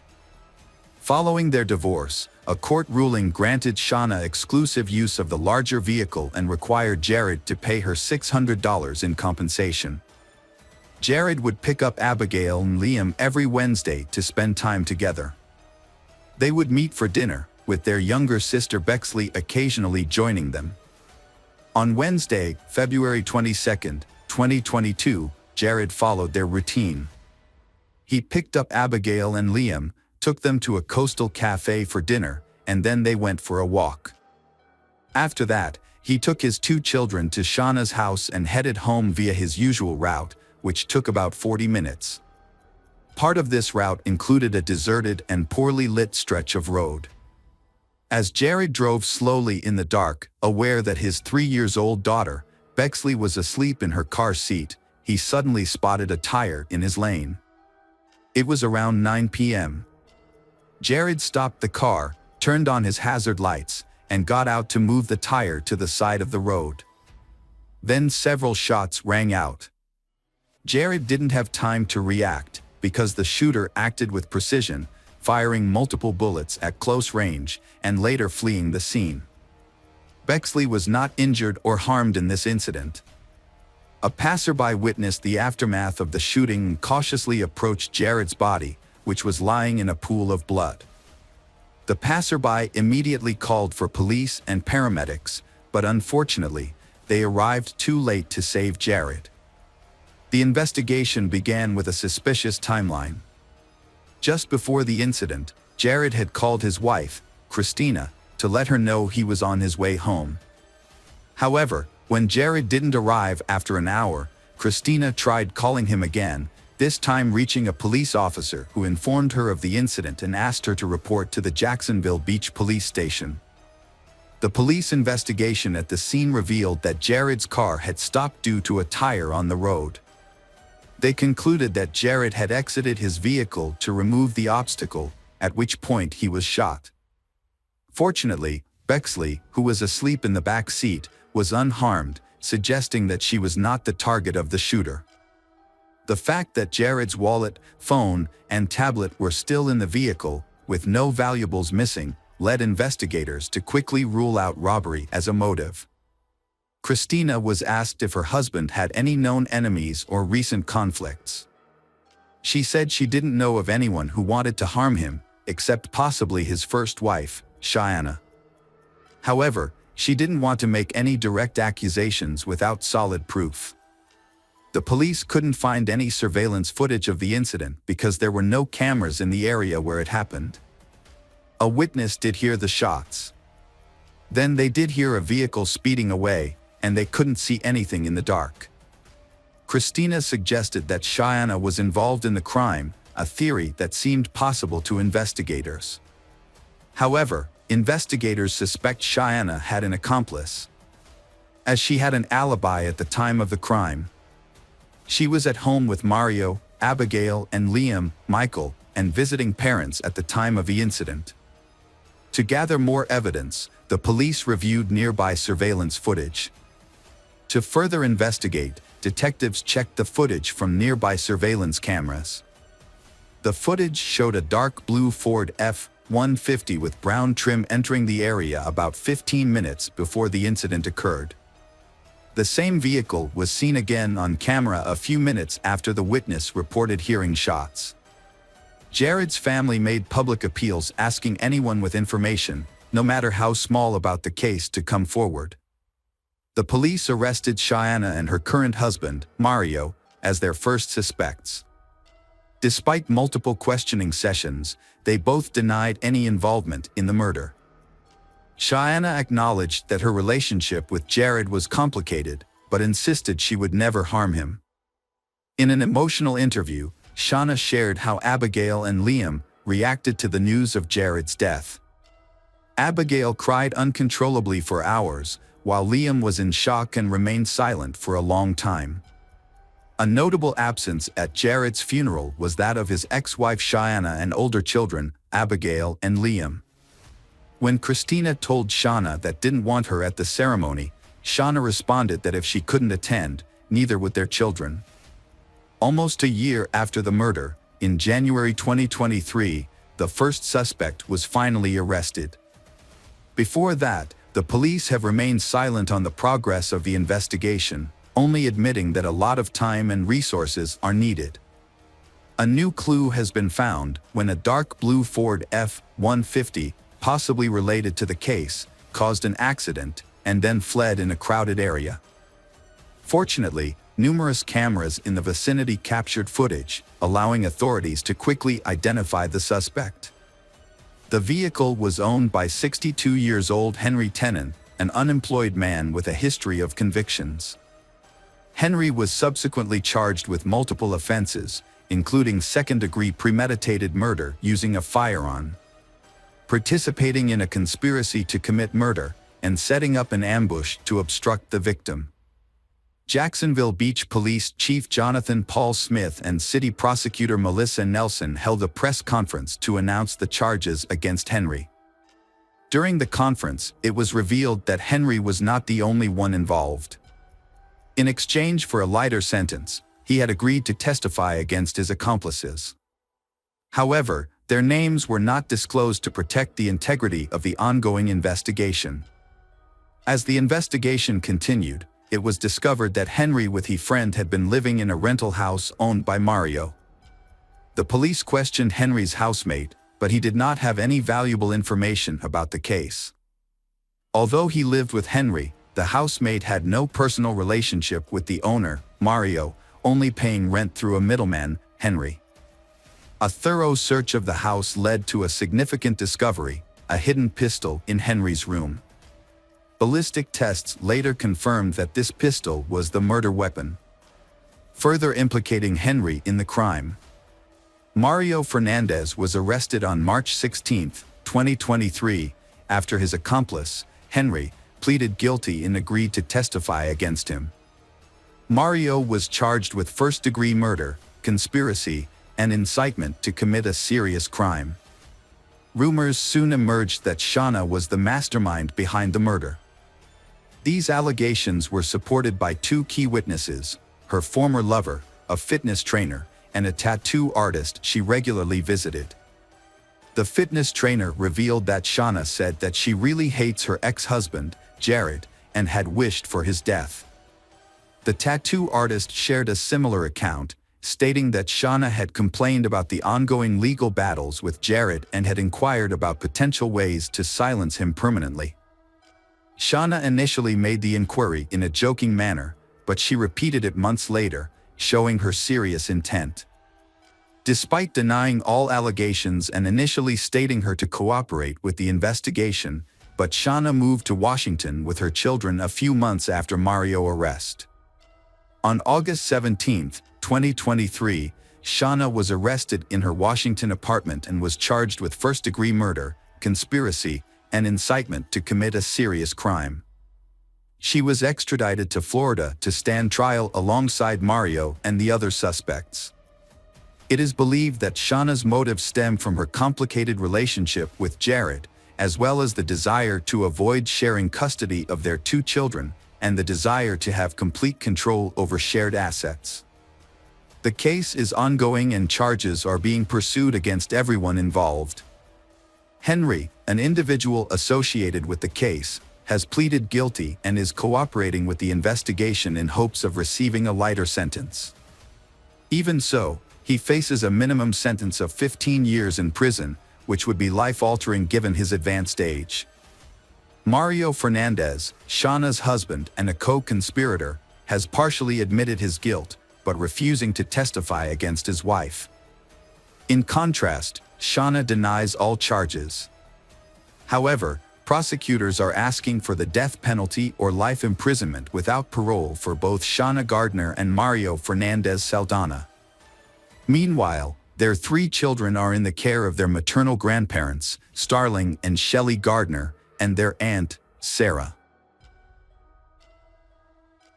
Hello, crime enthusiasts, are you ready for another chilling investigation? The case of Rob Andrew. Brenda Evers was born on December 16, 1963, in Enid, Oklahoma.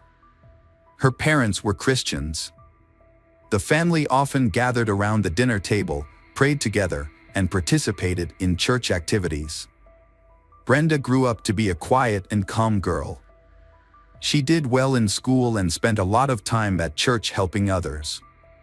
While many of her friends were dating, Brenda patiently waited for her ideal partner.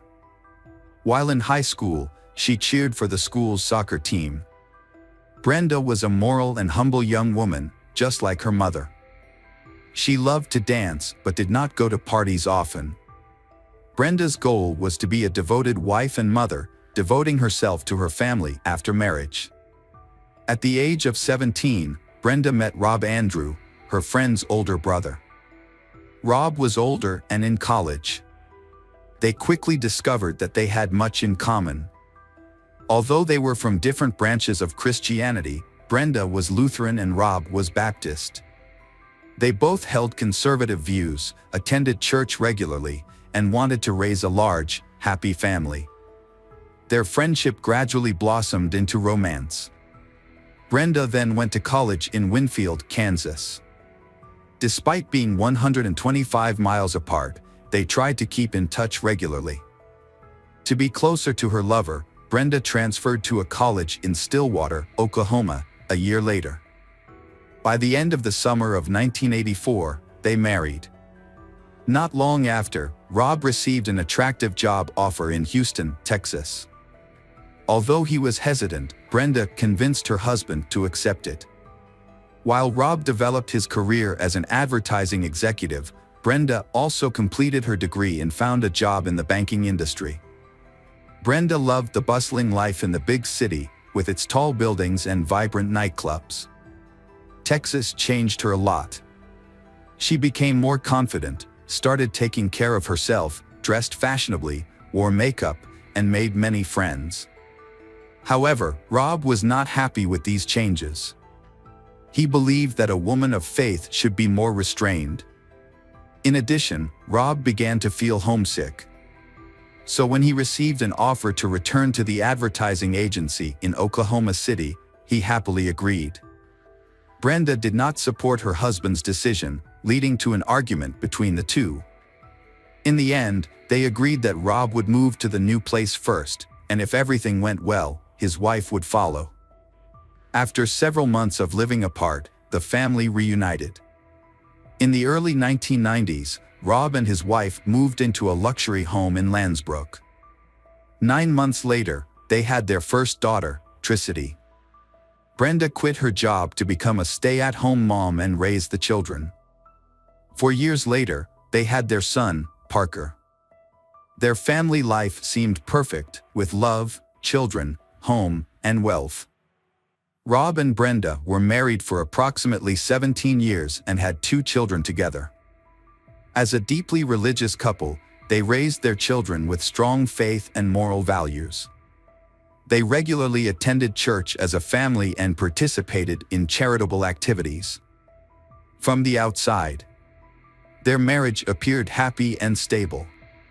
However, in October 2001, their family life unexpectedly fell apart when Brenda left Rob and initiated divorce proceedings. After that, Rob stopped by their old home to pick up their children for the holidays as planned. That evening, Brenda met him at the door and asked him to fix a broken appliance in the garage. As Rob bent down to check, he heard footsteps behind him. As he turned around, he was shot and fell to the concrete floor. At around 6 p.m., emergency services received a call from Brenda. She reported that she was injured and her husband was dead. An ambulance was dispatched immediately. When paramedics arrived, they found a horrific scene in the garage. A man was lying in a pool of blood, dead from a gunshot wound. His wife, Brenda, had a less serious wound to her arm. Brenda's clothes were covered in blood, and she appeared to be in shock. Paramedics confirmed that she was indeed in shock. Brenda said that she had tried to give Rob first aid, but she thought he was dead. They noticed that the victim's hand was bandaged. After the incident, Brenda was taken to the hospital for treatment. Police began investigating the scene as soon as the ambulance left. They found a .22 caliber bullet in the wall and a shotgun shell casing, indicating that multiple weapons were used. Police also found the victim's wallet intact, ruling out the possibility of a robbery. To clarify the incident, they needed to interview Rob's ex-wife. At the hospital, Brenda explained the reason for her encounter with Rob. She said that while they were together, 2 masked and armed men broke into the garage. The attackers shouted something that Brenda could not hear.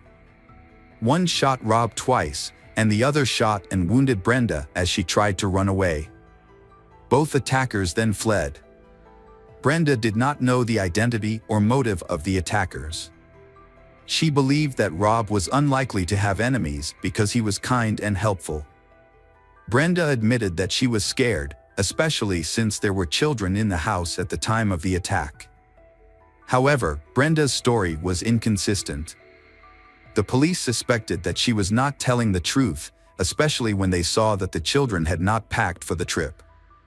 Interviewing neighbors also did not yield any useful information.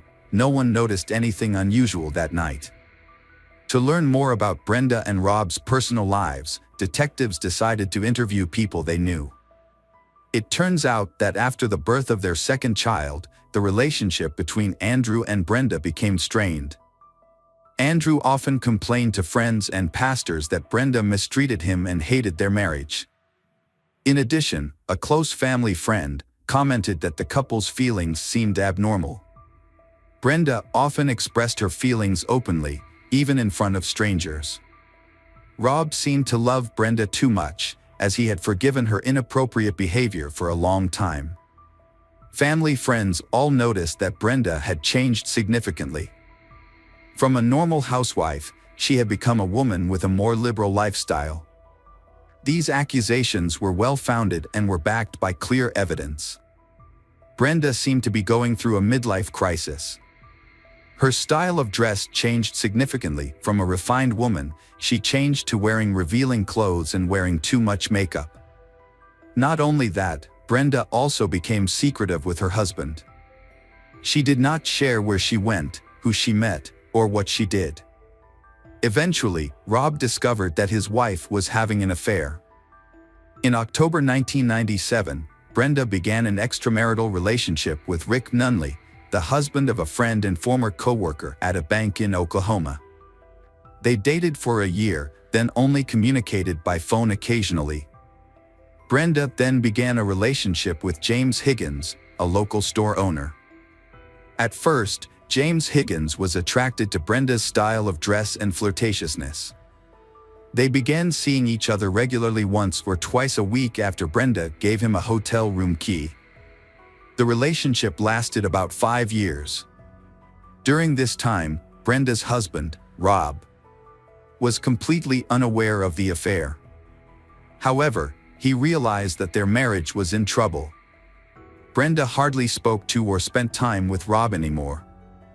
Despite this, Rob remained hopeful that things would improve and tried his best to keep his family together. In 2001, Brenda ended her relationship with James Higgins. This decision had nothing to do with her husband or their marriage. Instead, Brenda had gradually fallen into a life of debauchery and vice.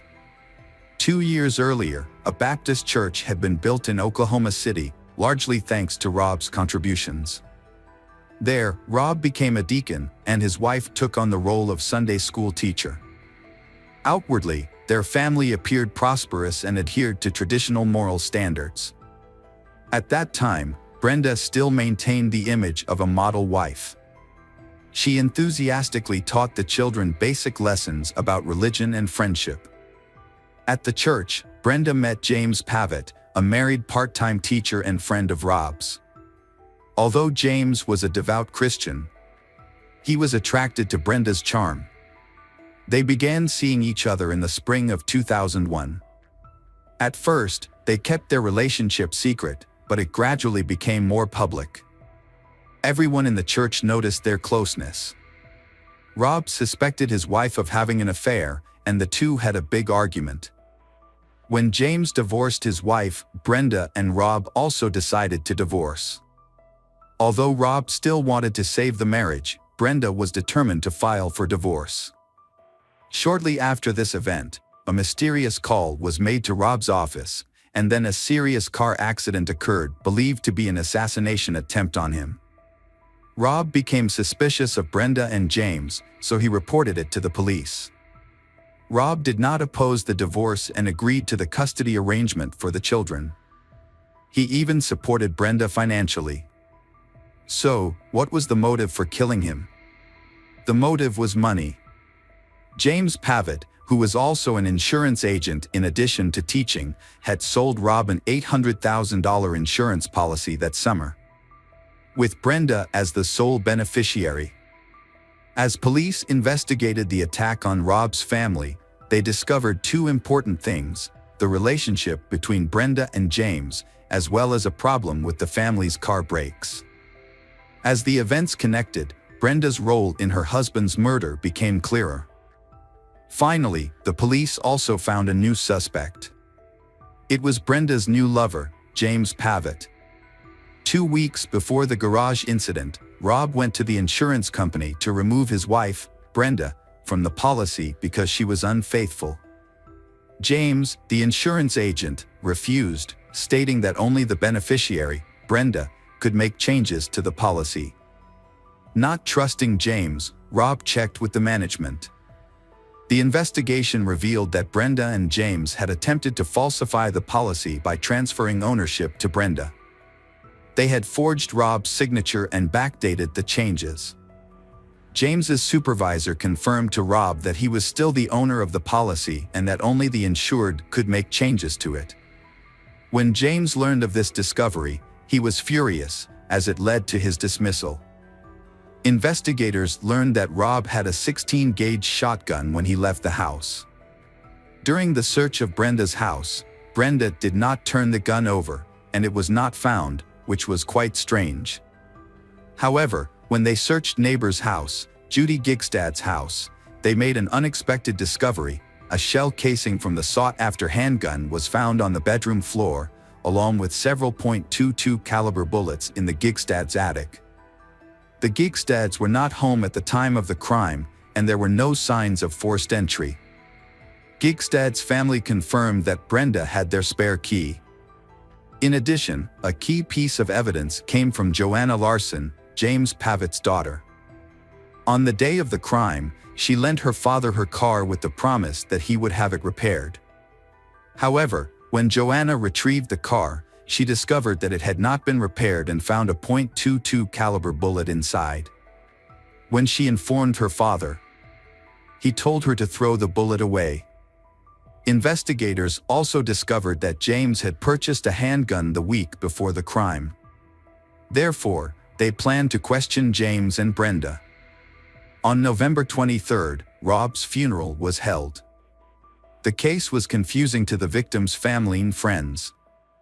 What was suspicious was that Brenda, her children, and James Pavitt were all absent from the ceremony. This absence worried Rob's relatives and the police. Apparently, those who did not show up had fled, perhaps assuming that the police were searching for the perpetrators. By that time, the suspects had been identified. The autopsy results were released. Brenda's account of the attack differed significantly from the forensic report.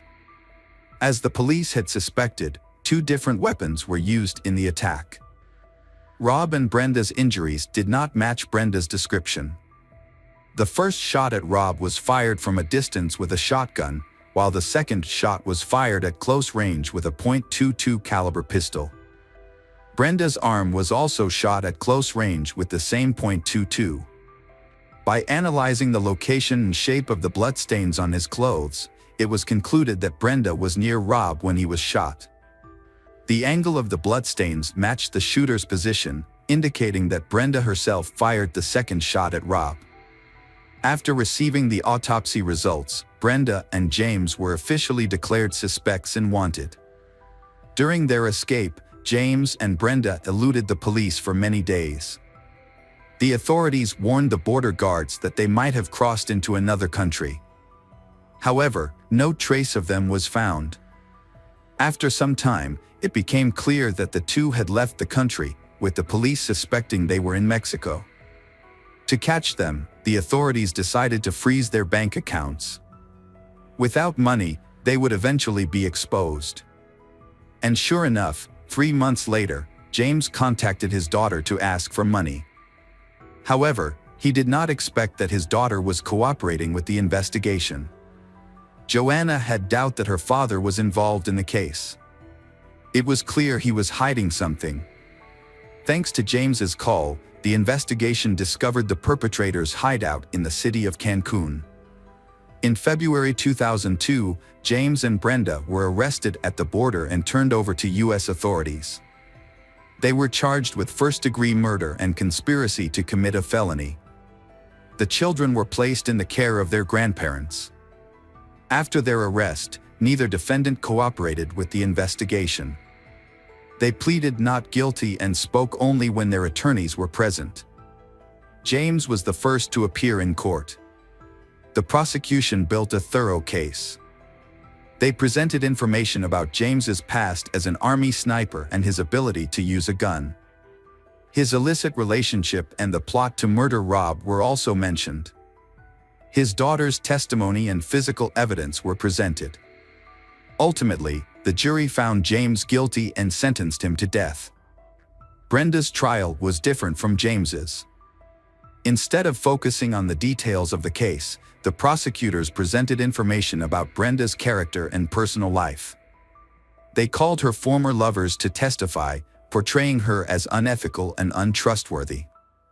When questioned about her motive for killing her husband, Brenda claimed innocence and asked to be released if people truly believed her. However, the prosecutors countered by describing her as someone who did not love her husband and killed him for personal gain.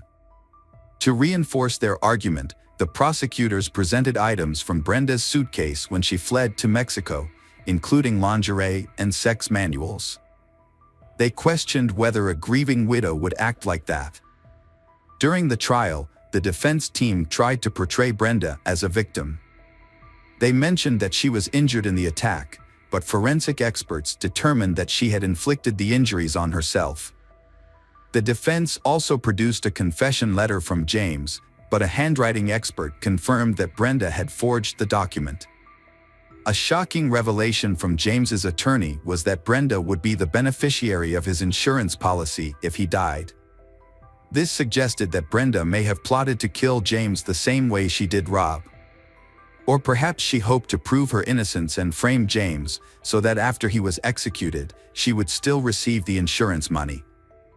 After 6 hours of deliberation, the jury found Brenda guilty and sentenced her to death. Both Brenda and James are currently on death row. Brenda has appealed repeatedly but has been unsuccessful. The crimes of Brenda and James were extremely serious. It is worth noting that they claimed to be religious and taught morality to children, which makes the case even more horrifying.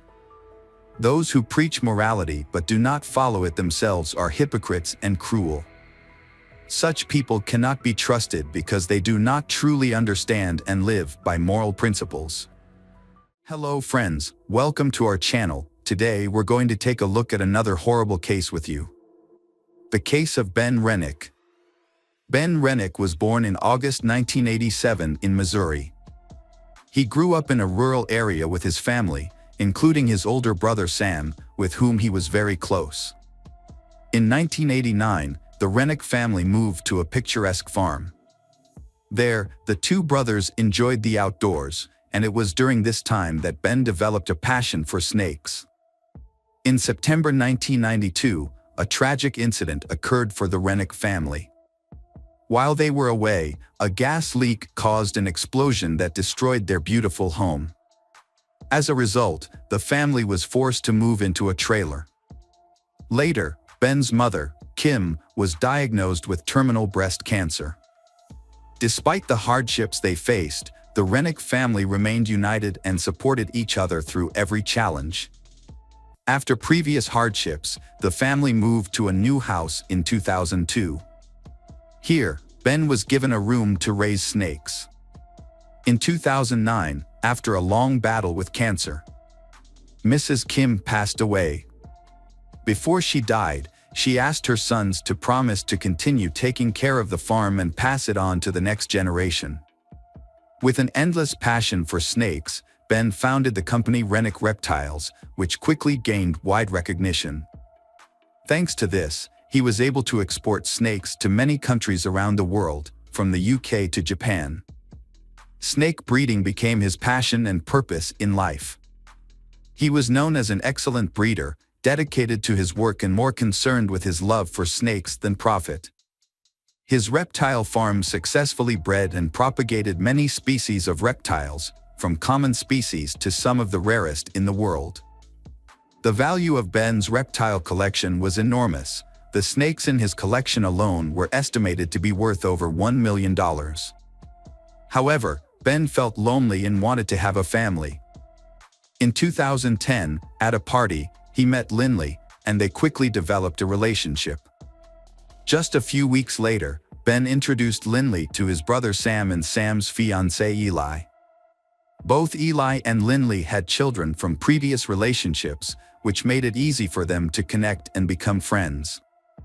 Lindley quickly integrated into the Rennick family and moved in with them. She helped Ben take care of the snake farm. They fell in love and lived like a real family, although they were not officially married. In March 2012, Lindley gave birth to a baby girl named Amelia. Ben was very happy to be a father. However, their happy family life once again encountered difficulties. Frank Rennick, Ben's father, faced serious business difficulties. Before that, he made several illegal stock trades to pay for Kim's medical and treatment expenses. The day before the FBI was scheduled to come to investigate the farm, Frank committed suicide. His death put an end to the investigation. Frank's sons once again faced the pain of losing a loved one. Ben inherited the house and farm, while Sam received a sum of money much larger than the value of the house. Although each had their own families, they lived together as one big family in their parents' house. Sam did not hesitate to use his inheritance to renovate the farm, demonstrating the bond and solidarity between the two brothers. Initially, the relationship between the two brothers was quite good. However, financial disagreements soon caused a rift. After their father passed away, Ben focused on his business and family.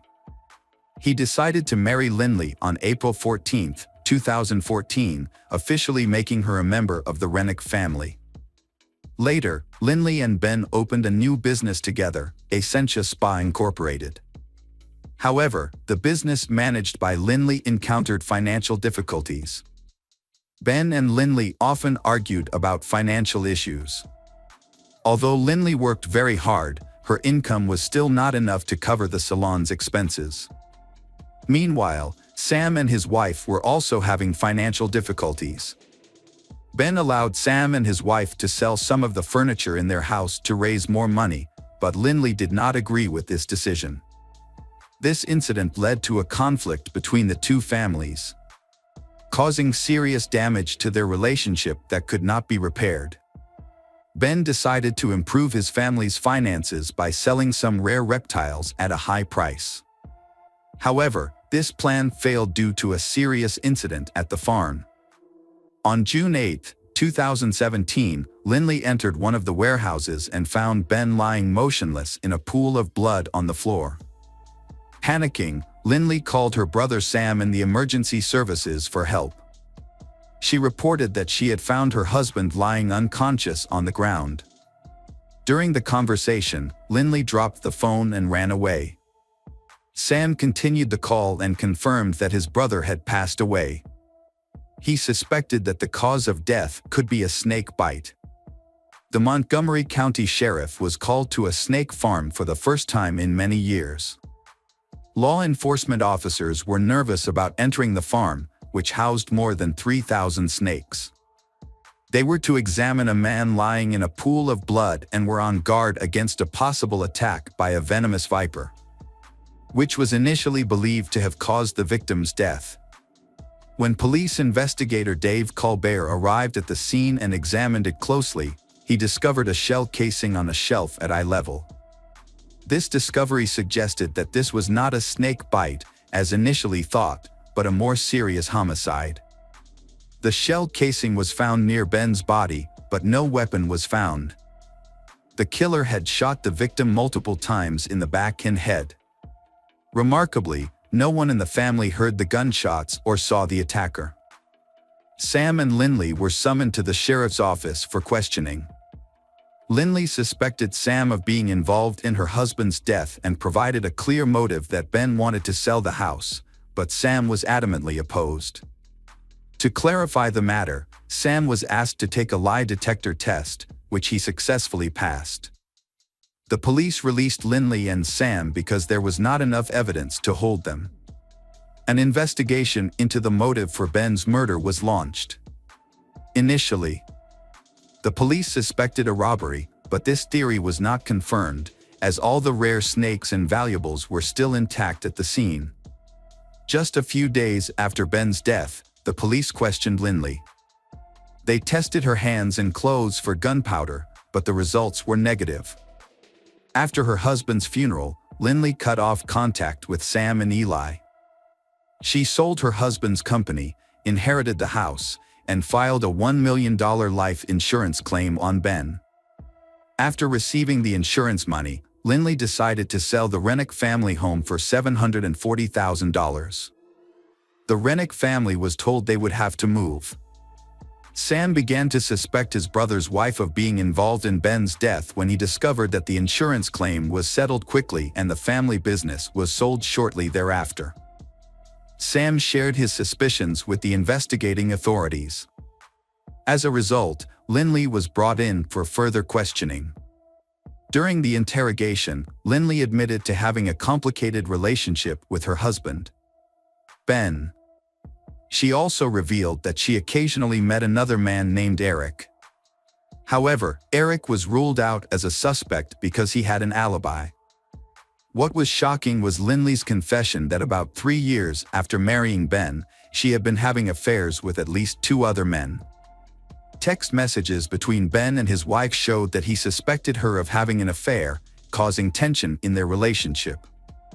On October 5, 2017, the Missouri Highway Patrol administered a lie detector test to Lindley, which she failed. However, due to a lack of concrete evidence in the case, she was released. Although progress has slowed, the investigation into Ben's death continues. A report of police reports shows, a month before Ben Rennick's death, Lindley made her first attempt to kill her husband. She fabricated a story about Ben being an abusive husband who regularly abused and beat her. Lindley told this story to a co-worker at the spa, hoping to gain sympathy and support. Investigators discovered this after Ben died. Lindley Rennick and her accomplice conspired to kill Ben by mixing 15 Percocet pills into a protein shake.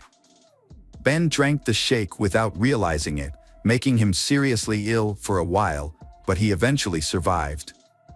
Ben had no idea he had been poisoned. Investigators subsequently questioned Lindley 6 times about the incident. A surprising breakthrough in the investigation occurred on January 14, 2020, when a key piece of information was revealed from a state prison. A witness named Brandon Blackwell claimed to know about Ben's death. Brandon told Missouri State Highway Patrol investigators that Lindley was the one who shot Ben and that she had conspired with her ex-boyfriend. Brandon revealed that he and Lindley had been having an affair while she was still married to Ben. A year and a half after Ben's death, Brandon and Lindley had a child together. However, they broke up in 2019. Brandon claimed that Lindley had admitted to him that she had been having affairs, specifically with Ashley Shaw, a co-worker at the spa where she worked, and Michael Humphrey, another ex-boyfriend. Years after Ben's death, Lindley and her ex-lover Michael Humphrey were arrested in connection with Ben's death. However, after their arrests, both blamed each other. The question remains, who really killed Ben? According to Michael's testimony, on the day of the incident, he accompanied Lindley to the farm. Lindley asked Michael to pretend to be the buyer and wear gloves. Although initially assigned to shoot Ben, Michael failed to do so. In the end, Lindley took the gun and shot her husband to death. The investigation into Ben's death lasted 3 years. By January 16, 2020, authorities had issued arrest warrants for 3 suspects: Lindley, Michael Humphrey, and Ashley Shaw. Ashley was granted immunity in exchange for her cooperation in the case. She testified in court against her former employer. The former spa employee revealed that Lindley had been complaining about her husband and had convinced her to join in on the scheme. She told that Lindley claimed that Ben had been demeaning, insulting, and even physically abusive to Lindley. Fearing that she would lose custody of their children after the divorce, Lindley decided to get rid of her husband, Ben. She and Michael conspired to poison Ben with a lethal cocktail. When questioned, Lindley and Michael blamed each other for Ben's death. In October 2021, Michael Humphrey appeared in court in Ine County. His attorney hoped that revealing the murder weapon would reduce the charge to second-degree murder. Although Michael had the gun involved, no conclusive DNA evidence was found on it. To get his sentence reduced, Michael cooperated with prosecutors by revealing the location of the murder weapon. As a result, he was convicted of second-degree murder, a lesser charge. On January 3, 2021, no plea was entered, and Michael was sentenced to life in prison with the possibility of parole. Lindley's trial began on December 6, 2021. She was charged with fatally shooting her husband, Ben, on June 8, 2017, at his snake farm in New Florence. According to court records, the plan to kill Ben began at Lindley's spa. According to the statement, Lindley may have made up the story about domestic violence because she feared that Ben would learn of her financial difficulties and take away her children. The first time Lindley attempted to kill Ben, she tried to spike his protein shake with narcotics. The trial detailed the day of Ben's murder, replaying the entire sequence of events through cross-examination. On the day of the murder, Michael picked up Lindley at the spa. Ashley also used Lindley's phone to send text messages from inside the spa, creating false evidence of their location and misleading the investigation. According to court records, Michael intended to kill Ben but asked Lindley to do it. After the shooting, Michael tried to collect all the shell casings but missed some in his haste. He then returned to the spa and threw away Lindley's clothes after she showered, in an attempt to remove gunpowder residue from her body and clothes from the day of the murder. Defense attorney Catherine Barrer asked Lindley to share her personal and family history, her education, her relationship with her ex-boyfriend Michael, as well as her work history and the events that led to her marriage to Ben. The lawyer presented Lindley as a victim of domestic violence. However, no evidence of such violence was found, which weakened this defense. Michael was part of a group accused of planning to kill Ben. Lindley described her relationship with Michael as complex and codependent, involving Michael's drug dealing and her drug addiction. According to witness testimony, Lindley ended her relationship with Michael in late 2010, but they reconnected about a month before Ben's death.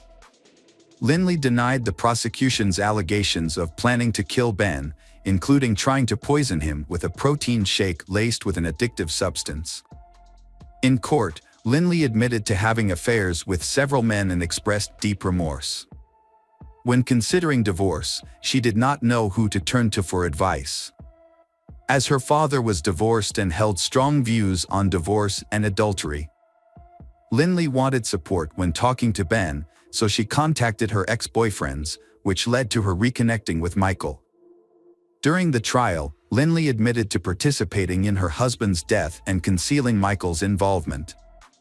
She said the reasons were marital problems, including arguments, allegations of abuse by Ben, and stress related to his snake business. Fearful of Ben's reaction to the divorce, Lindley brought Michael to the farm on June 8, 2017.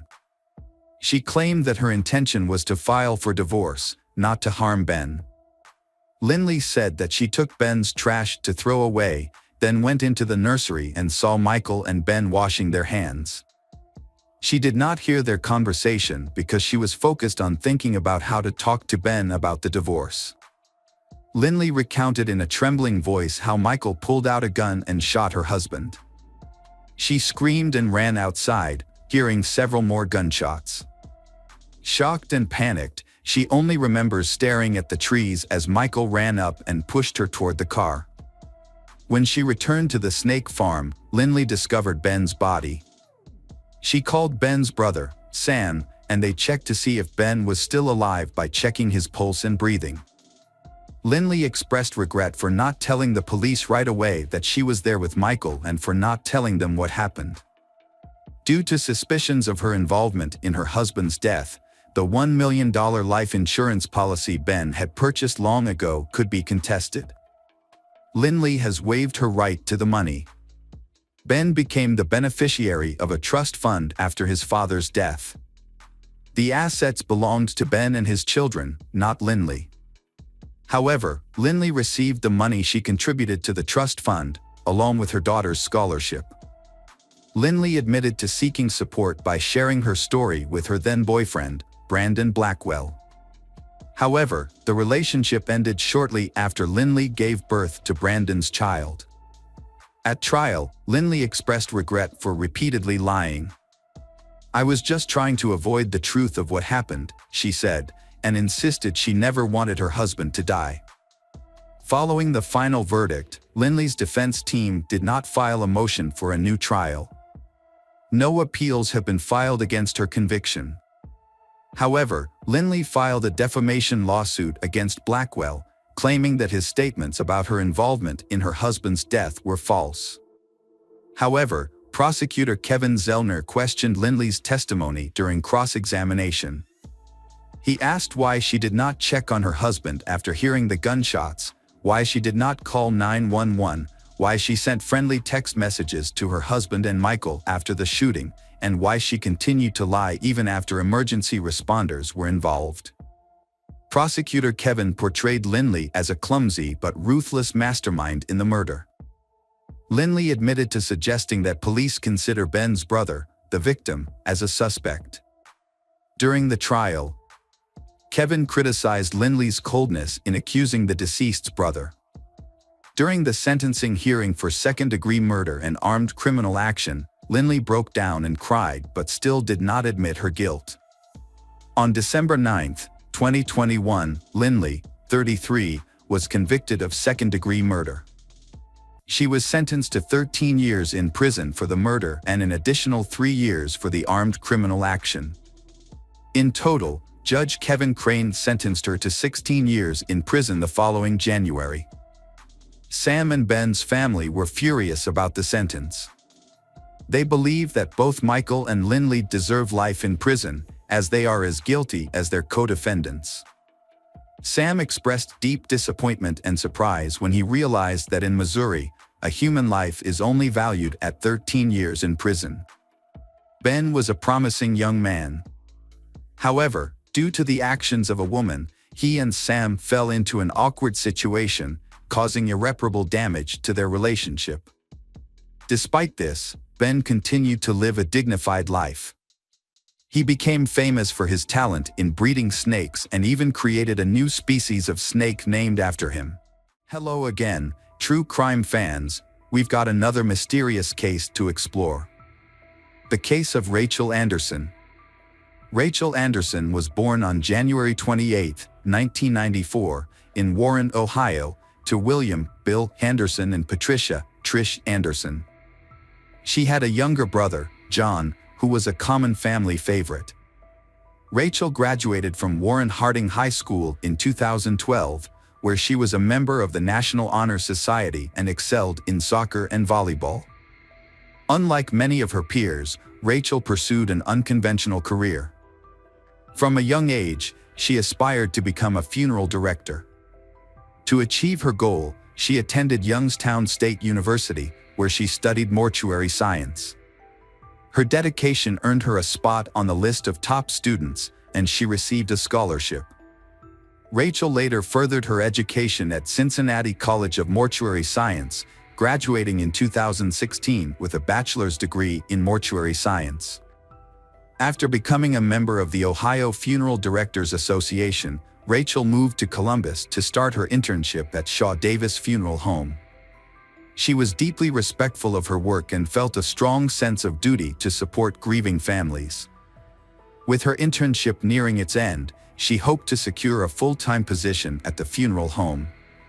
However, her dreams and ambitions were tragically extinguished. Rachel's body was then sent to the morgue for a more thorough examination. The investigation began with interviews of key witnesses, and an autopsy was conducted to analyze the full extent of Rachel's severe injuries. The results showed that she had been strangled and stabbed. Specifically, she had a scalp laceration and skull fractures at the base of her head. The stab wound, located at the back of her neck, penetrated deep into her brain, damaging the left hemisphere. Rachel was killed with extreme force, as seen in the autopsy results where part of her skull was broken off. The autopsy also showed she was strangled using an electric blanket cord, which led to severe internal bleeding in her neck and chest area, as well as in her eyelids. Furthermore, The blood vessels in her eyes became filled with blood due to the strangulation. Additional forensic evidence indicated that Rachel was alive when the perpetrator restrained her, shown by bruises and red marks on her wrists and ankles. A DNA sample was discovered on the rope used to restrain Rachel and on her body. The coroner's autopsy results concluded that Rachel's death was ultimately caused by a stab wound to the head and neck, rather than strangulation as initially thought. The police interviewed several co-workers and Rachel's ex-boyfriend, who had an alibi for the time of the murder. Detectives returned to Rachel's apartment to conduct a search for evidence or clues that could lead them to the culprit. In the living room, the police discovered Rachel's purse, but it was missing her wallet. This led them to initially suspect a robbery. However, 2 weeks later, a crucial piece of evidence was found, a 9-inch steak knife used in the crime. It was discovered by Rachel's mother in a box in her apartment. However, the severity of the torture suggested that the perpetrator was not just a common thief, but rather someone who carefully planned their actions and took pleasure in having control over the victim. During the investigation, detectives explored various motives behind Rachel's death but struggled to identify suspects. The details of her death were kept under wraps to maintain the investigation's secrecy and prevent tipping off the perpetrator. The discovery of DNA evidence on Rachel's body and at the crime scene initially brought new hope to the investigation. However, it was ultimately unsuccessful since the DNA samples did not match any profiles in the existing database. A new clue emerged when investigators obtained video footage from street surveillance cameras. The footage showed 2 individuals using Rachel's car to drive around the city after her murder, and it was also discovered that cash had been withdrawn from her debit and credit cards. A further investigation using location services revealed a phone number that was in house Rachel's on January 28, 2018, between 7:59 p.m. and 9:25 p.m. By analyzing this evidence, authorities were able to track the location of the suspect. The investigation led to identifying the account holder linked to the phone number, ultimately revealing the suspect. The suspect was identified as 54 years old Anthony Pardon, an offender with a long history of serious crime, including multiple rapes, robbery, kidnapping, and attempted murder. Anthony had previously spent a total of 33 years in prison for these crimes. Anthony's early life was troubled. Initially, he living with grandparents, he moved to live with his mother. As a child, he received diagnoses of conduct disorder and antisocial personality disorder. In March 1979, at the age of 14, he was temporarily committed to the Ohio Youth Commission. Later that year, in July, he was placed in the custody of the court and temporarily transferred to Franklin County Children's Services. In December, Anthony was convicted of making threats and subsequently transferred to the Ohio Youth Commission, where he was placed in foster care. The following year, in 1980, Anthony, then 15 years old, was charged with abuse after assaulting the son of his foster parents. He confessed to the police that he committed the crime due to being emotionally distressed following a heated argument with his girlfriend. In another incident on November 13, 1981, 16 years old Anthony was convicted of several crimes. He had entered his girlfriend's 39 years old mother's home to use the phone, but he pulled out a butcher knife, sexually assaulted her, and stole $100 from her purse. He then gagged she, tied her hands and feet, and placed her in the trunk of his car. Anthony drove her to Valleydale, where he untied her feet and attempted to drown her in a river behind the Valleydale ballroom. However, the woman managed to stay afloat. He then got into the water and held her head underwater, but a passerby intervened and scared him away. The woman survived the assault. Anthony escaped before the police arrived and used the stolen money to purchase tennis shoes and jogging uniforms. In May 1982, in Franklin, Anthony was convicted of various crimes at the age of 17. As a result, he received a prison sentence ranging from 5 to 25 years. During his time in prison, he committed several disciplinary offenses, including possession of a prohibited weapon, setting fire to a mattress, and engaging in physical altercations. He ultimately spent over 24 years behind bars, then being released in November 2006. After his release, Anthony moved to Georgia and applied for a job under a false name. However, his freedom was short-lived. In 2007, he was charged with forgery in Floyd County and received another conviction. This led to a 9-year prison sentence, followed by 20 years of probation and the requirement to wear a GPS ankle monitor.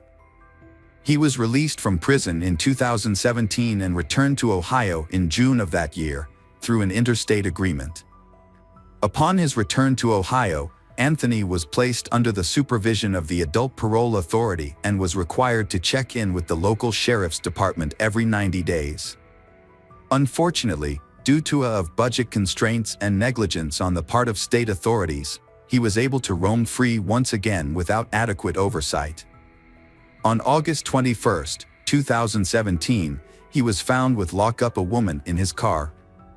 6 days later, he was stopped for driving without a license and was discovered to be in possession of a kitchen knife and a shotgun. Despite these incidents, he was not taken into custody. The investigation into Rachel's case continued to unfold. Security footage revealed a man getting out of Rachel's car and entering a store, while the driver remained out of sight. Police interviewed store employees and eventually identified the man as Anthony Sleets, a local homeless man. Sleets was questioned by police a couple of days later.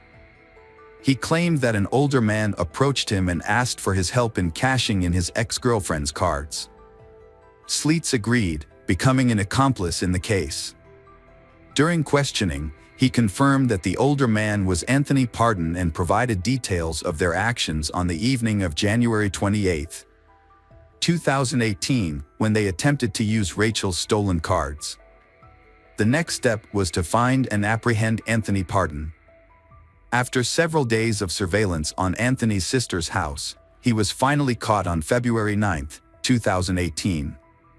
Anthony, 54 years old, with a history of offenses, was charged with 9 counts, including burglary, aggravated robbery, kidnapping, rape, and murder. The trial of Rachel Anderson's case began on February 4, 2020.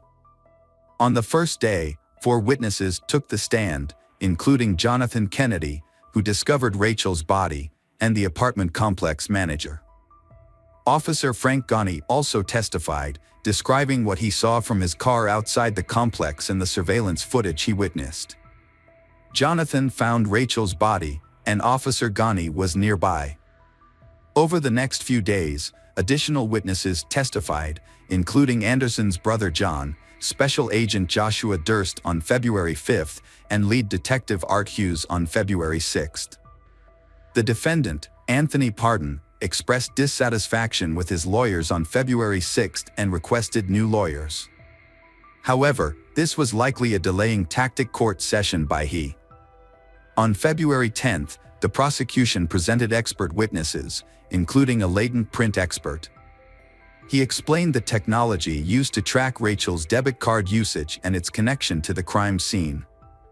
Anthony's sister later took the stand and revealed that her younger brother had given her a debit card, claiming it belonged to his girlfriend. After watching a TV news report, she realized the card actually belonged to the victim, Rachel Anderson. The final day of testimony, February 11, featured crucial evidence. The medical examiner testified that Anthony's DNA was found at the crime scene. A forensic pathologist and deputy coroner from Franklin County gave detailed accounts of Rachel's injuries. Through the various testimonies, the court was provided with a detailed account of Rachel's final days. On January 26, 2018, Rachel turned 24 years old. Her brother John traveled from Warren to Columbus to celebrate with her. The following day, Rachel and her brother visited their friend, John Kennedy, where a birthday party was held in her congratulations.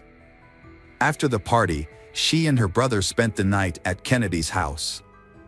The next day, January 28, Rachel went to work, leaving the key to her apartment with her brother. However, when John returned to his hometown, he unintentionally took the key with him.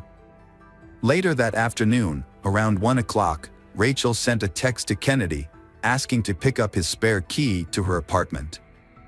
Rachel spoke with her mother around 6:30 in the evening and then retrieved her key from Kennedy. After stopping for dinner, Rachel returned to her apartment at approximately 7:30 p.m. As her apartment door could only be locked from the outside with a key, it was left unlocked. Anthony abducted Anderson inside the apartment building. He took her to the top floor, where he violently restrained her using the cord from a hair dryer to tie her feet and ankles, and a belt along with blind cords to bind her hands. Once Rachel was unable to move, Anthony used a curling iron cord to restrict her wrists and prevent her from screaming. He also gagged her to further silence her. Under duress, Rachel was forced to reveal her bank card PIN numbers to her attacker. He then subjected her to torture and took advantage of her. The attack resulted in Anderson's death when he used a cord from an electric blanket to strangle them. In addition, she suffered blunt force trauma and a stab wound to the head. After committing the crime, Anthony carefully concealed Rachel's body in a closet. He left her partially naked, with the electric blanket cord wrapped around her neck and tied to the door handle. Anthony then proceeded to steal Rachel's car and used her bank cards to make multiple purchases at various stores in Columbus. The defense presented no witnesses during the trial. The final hearing took place on February 12. Assistant Prosecutor Amy Van Killen presented the state's initial argument, outlining a chronological sequence of incident and asserting to the jury that Anthony intentionally murdered Rachel brutally. In his argument, Anthony's attorney, Larry Thomas, acknowledged that his client used Rachel's credit cards but disputed Anthony's involvement in the crime. Larry argued that the prosecution's case relied on speculation and the DNA and cell phone evidence failed to prove Anthony's guilt. After roughly 6 hours of deliberation, the jury, composed of 4 men and 8 women, finding Anthony guilty on all charges. The prosecution sought the death penalty, pointing to the serious nature of the burglary and the defendant's previous conviction for a similar crime that involved attempting to kill a woman.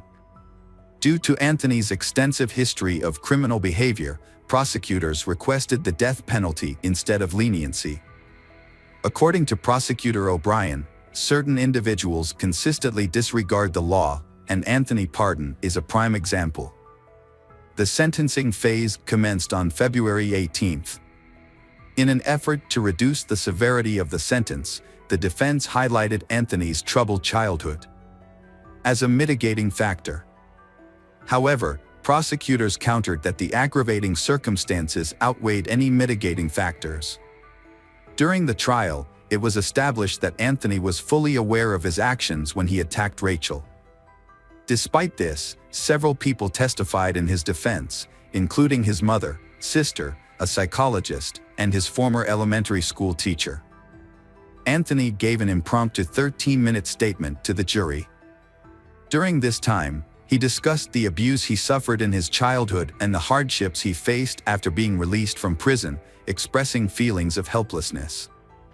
Anthony claimed that the justice system had failed him and that he received no support, ultimately blaming the system for his current circumstances. However, Anthony did not directly address the crime he committed or offer an apology for his actions. After 3.5 hours of deliberation, the jury sentenced Anthony to life imprisonment without parole. The sentencing took place on March 16, 2020. Rachel's mother was visibly emotional in court as the verdict was announced. Rachel's father felt shocked that Anthony is blaming the system for his actions, rather than taking responsibility for what happened. He acknowledged that the system does have its flaws, but in this case, it was Rachel who was ultimately let down. Judge McIntosh delivered the verdict, sentencing Anthony Pardon to life sentences without parole for aggravated murder and violence. Additionally, Anthony received 63 years in prison for various other charges, including aggravated burglary, kidnapping, and aggravated robbery. Rachel's life was tragically cut short when she passed away on her 24th birthday. At the time of her death, she was nearing the end of her internship and was close to securing a promising job. Rachel was laid to rest at Pineview Memorial Park, leaving behind her family and friends were left to cope with the unexpected and devastating loss.